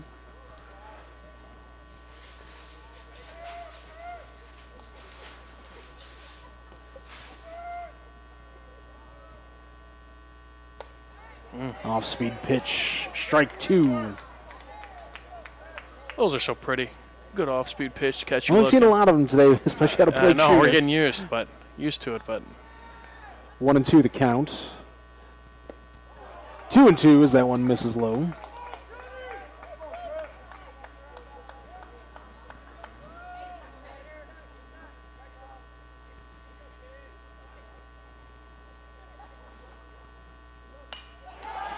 There's a line drive to right field. It's going to get down for a hit.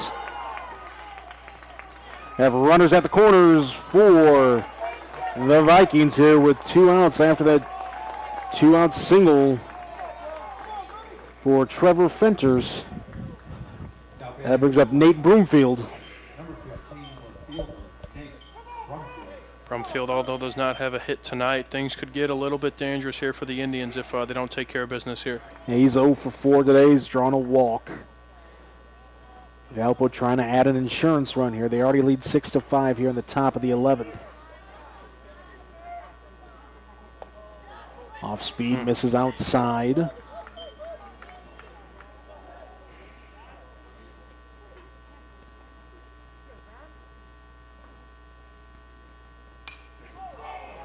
That one's hit in foul territory. It's traveling out of play.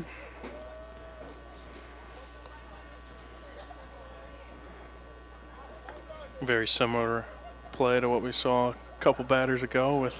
This time Brendan Smith did not decide to. No, he's more aware. Propel himself over the fence. Could do it once, maybe not twice in a row. Can only take so many of those getting tabletop.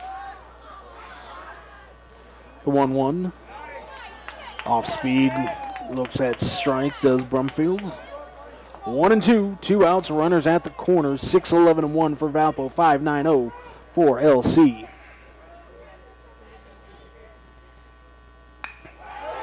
There's a shot past a diving shortstop. There's that insurance run for Valparaiso, an RBI single for Nate Brumfield. His first hit of the ball game makes it a 7-5 game. Clutch hitting there, Mike. No better time to get your first hit of the game, and again, just some great 2-out hitting from the Valparaiso Vikings. Well, when you need to hit most, Vikings have really capitalized this inning. Parker Robinson made an outstanding effort there. Could not get there with his dive. And even if then, the run was still going to score. 7-5 now our score. That one's popped to second base. Quinn O'Brien makes the catch for out number 3. But in the inning for Valpo, 2 runs on 1, 2, 3. No, 2 hits. There was a couple runners left on base and no errors. 3 hits. Yeah, 3 hits is right. Thank you. I can't read my own writing. So Lake Central now down to their final 3 outs. It's 7-5 Valpo as we go to the bottom of the 11th here on the Region Sports Network, the only game in town.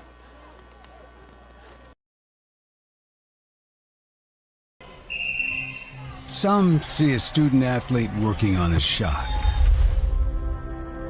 We see a powerful lesson in persistence. Some see a student preparing for success on an exam. We see a student athlete preparing for success in life. Proud to keep education in front of athletics since 1903. Well, a while ago we had Lake Central up by 2 with Valpo going to their final at-bats. What does Valpo do? They play 2 runs, tie this ball game up. Now it's the Indians' turn to be down by 2 in their potential final at-bats as they come to bat in the bottom of the 11th inning. Valpo leading 7-5, 7-12-1 for the Vikings, 5-9-0 for the Indians. Lake Central has not figured out Blake Shudick. They scored all 5 of their runs back in the 4th inning. And since Blake Shudick's come in, he has not given up much at all. Just the one hit.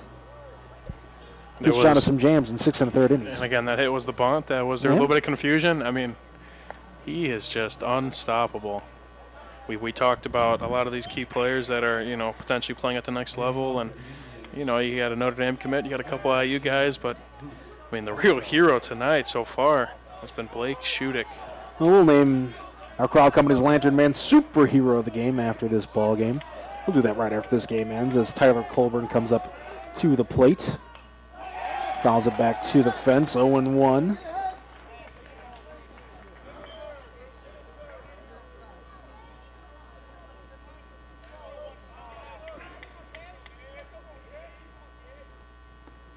Off-speed pitch gets the outside part of the plate, 0-2. Excuse me, this is Luke Haffelt. Junior catcher, first at-bat of the day. Thank you, Mike. Yeah. Oh, tried the frame job there. Outside, 1-2. Ump wouldn't buy the frame job. Got to appreciate the effort, but he's been around the block. Swing and a miss on another Ephus-style pitch from Blake Shudick. Out number 1. Wow. That brings up Parker Robinson, the shortstop. 2 for 3 today. Singled back in the 3rd. RBI double scored back in the 4th. Walked his last time up. That was in the 9th. Off speed just misses outside. 1-0. Another nice frame job there. Couldn't get the ump to budge, but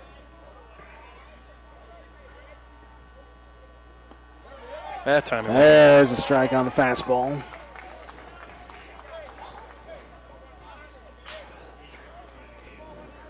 Yeah, if there's no change in the score, there's no doubt who our superhero of the game is. Swing and a miss on a pitch that, when it was released, looked like it was going to hit Robinson. Breaks inside. He could not make contact. 1-2.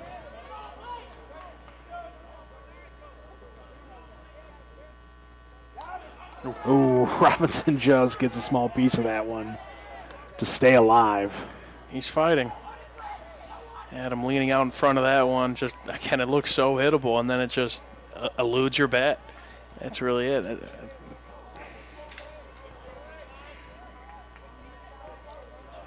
The 1-2 from Shudick. Misses outside, 2-2. Zatkowski on deck. Last time he had a bunt single. That's been the only hit off of Blake Shudick, who came in with 2 outs in the 4th. Here's the 2-2 pitch. Ground ball up the middle. Will they get him in time? They do. Nice play by Trent Gill, the shortstop, to get the speedy Parker Robinson. 6-3 for out number 2. And Lake Central's down to their final out, and it's in the form of Mike Zatkowski. Again, it's tough to believe he's a sophomore making that play. We've seen so many solid defensive plays that have just people that are in a class, but they just perform at well beyond their years, and it's truly something special. Zatkowski 2 for 4 with a run scored today, as I mentioned. He has the only hit off of Shudick, who's thrown a great game in relief. We just got word this will be Shudick's 100th pitch of the evening. Pitch 100 and misses high. Shudick coming into this game had 3 innings pitched. Again, only 2 games, through the season of Valpo, but he also only had 1 K in those 3 innings. He's had a couple here tonight. There's a pitch that gets the outside part of the plate tonight. He has 1, 2. He's got 3 tonight. Yeah, not overpowering stuff, to put it lightly. Just, again, throwing off the timing of these LC hitters. Outside, 3-1. Nick Robinson on deck for the Indians should this game continue.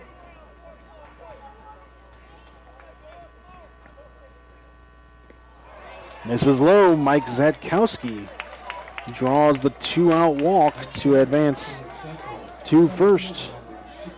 That'll have Nick Robinson. Keeping him alive.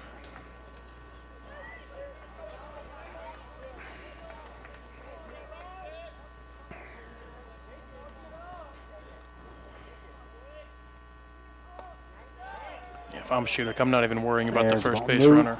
No need. That run can come around to score. You're still up. Yeah, you got to worry about who's at the dish right now. Start throwing strikes here because your pitch count's getting up there. You're close to that maximum. Ooh, sharply hit, just foul. That was looking like extra bases all the way, especially with the way Nick Robinson can run. 1-1 the count. Right around first. 2 outs for LC. Valpo's up by 2 in the bottom of the 11th.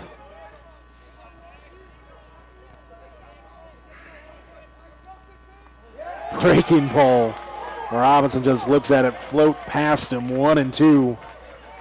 I swear, it's almost so slow. You could almost see the lace. You could almost see kind of the red laces on the ball. You could almost decipher white and red. It is throwing these guys for a loop, man. It is unreal.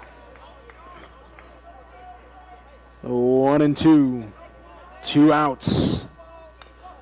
Lightly tapped, foul. These hitters are just totally thrown off. Like their timing is completely off at the plate. And the longer he's gone in this game, the more frustrating it becomes as a hitter. You want to crack the code. You want to start that rally, and it's been so elusive for the Indians. There's a fly ball, hits to center field. Bush camps underneath it, makes the catch for out number 3, and what a win for the Valparaiso Vikings. To be down by 5 runs going into the 6th inning. You score 3 in that 6th. You score 2 in the 7th, 2 more in the 11th.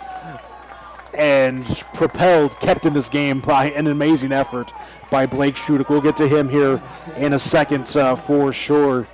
But just absolutely huge win for Valpo. 7 runs, 12 hits, 7 error. Lake Central 5-9-0. These teams, I mean, they're going to get familiar with each other. Yeah, they play tomorrow, but they're going to meet in the postseason. These are 2 talented teams. Well, you know LC is happy they don't have to see Blake Shudak tomorrow. Yeah, he's going to give these hitters some nightmares. So I'm very interested to see how both teams respond. Of course, when you win a game like this, you got to keep moving forward. This is only one game of however many, and Lake Central, you can't dwell on this. You got to keep moving. Try and even up the series tomorrow. We'll just see what happens. That's all we can do. Let's get to our award winners. We're going to start it off with the Crowell Companies Lantern Man Superhero of the Game. That's brought to you by the Crowell Companies. They're the insurance professionals and are proud to recognize the superheroes. They're the insurance superheroes and are proud to recognize the superheroes on the baseball diamond. And Mike, I think we're in unison here. We didn't talk about it, but Blake Shudak. Yep. What else can you say? 7 1/3, gives up 1 hit.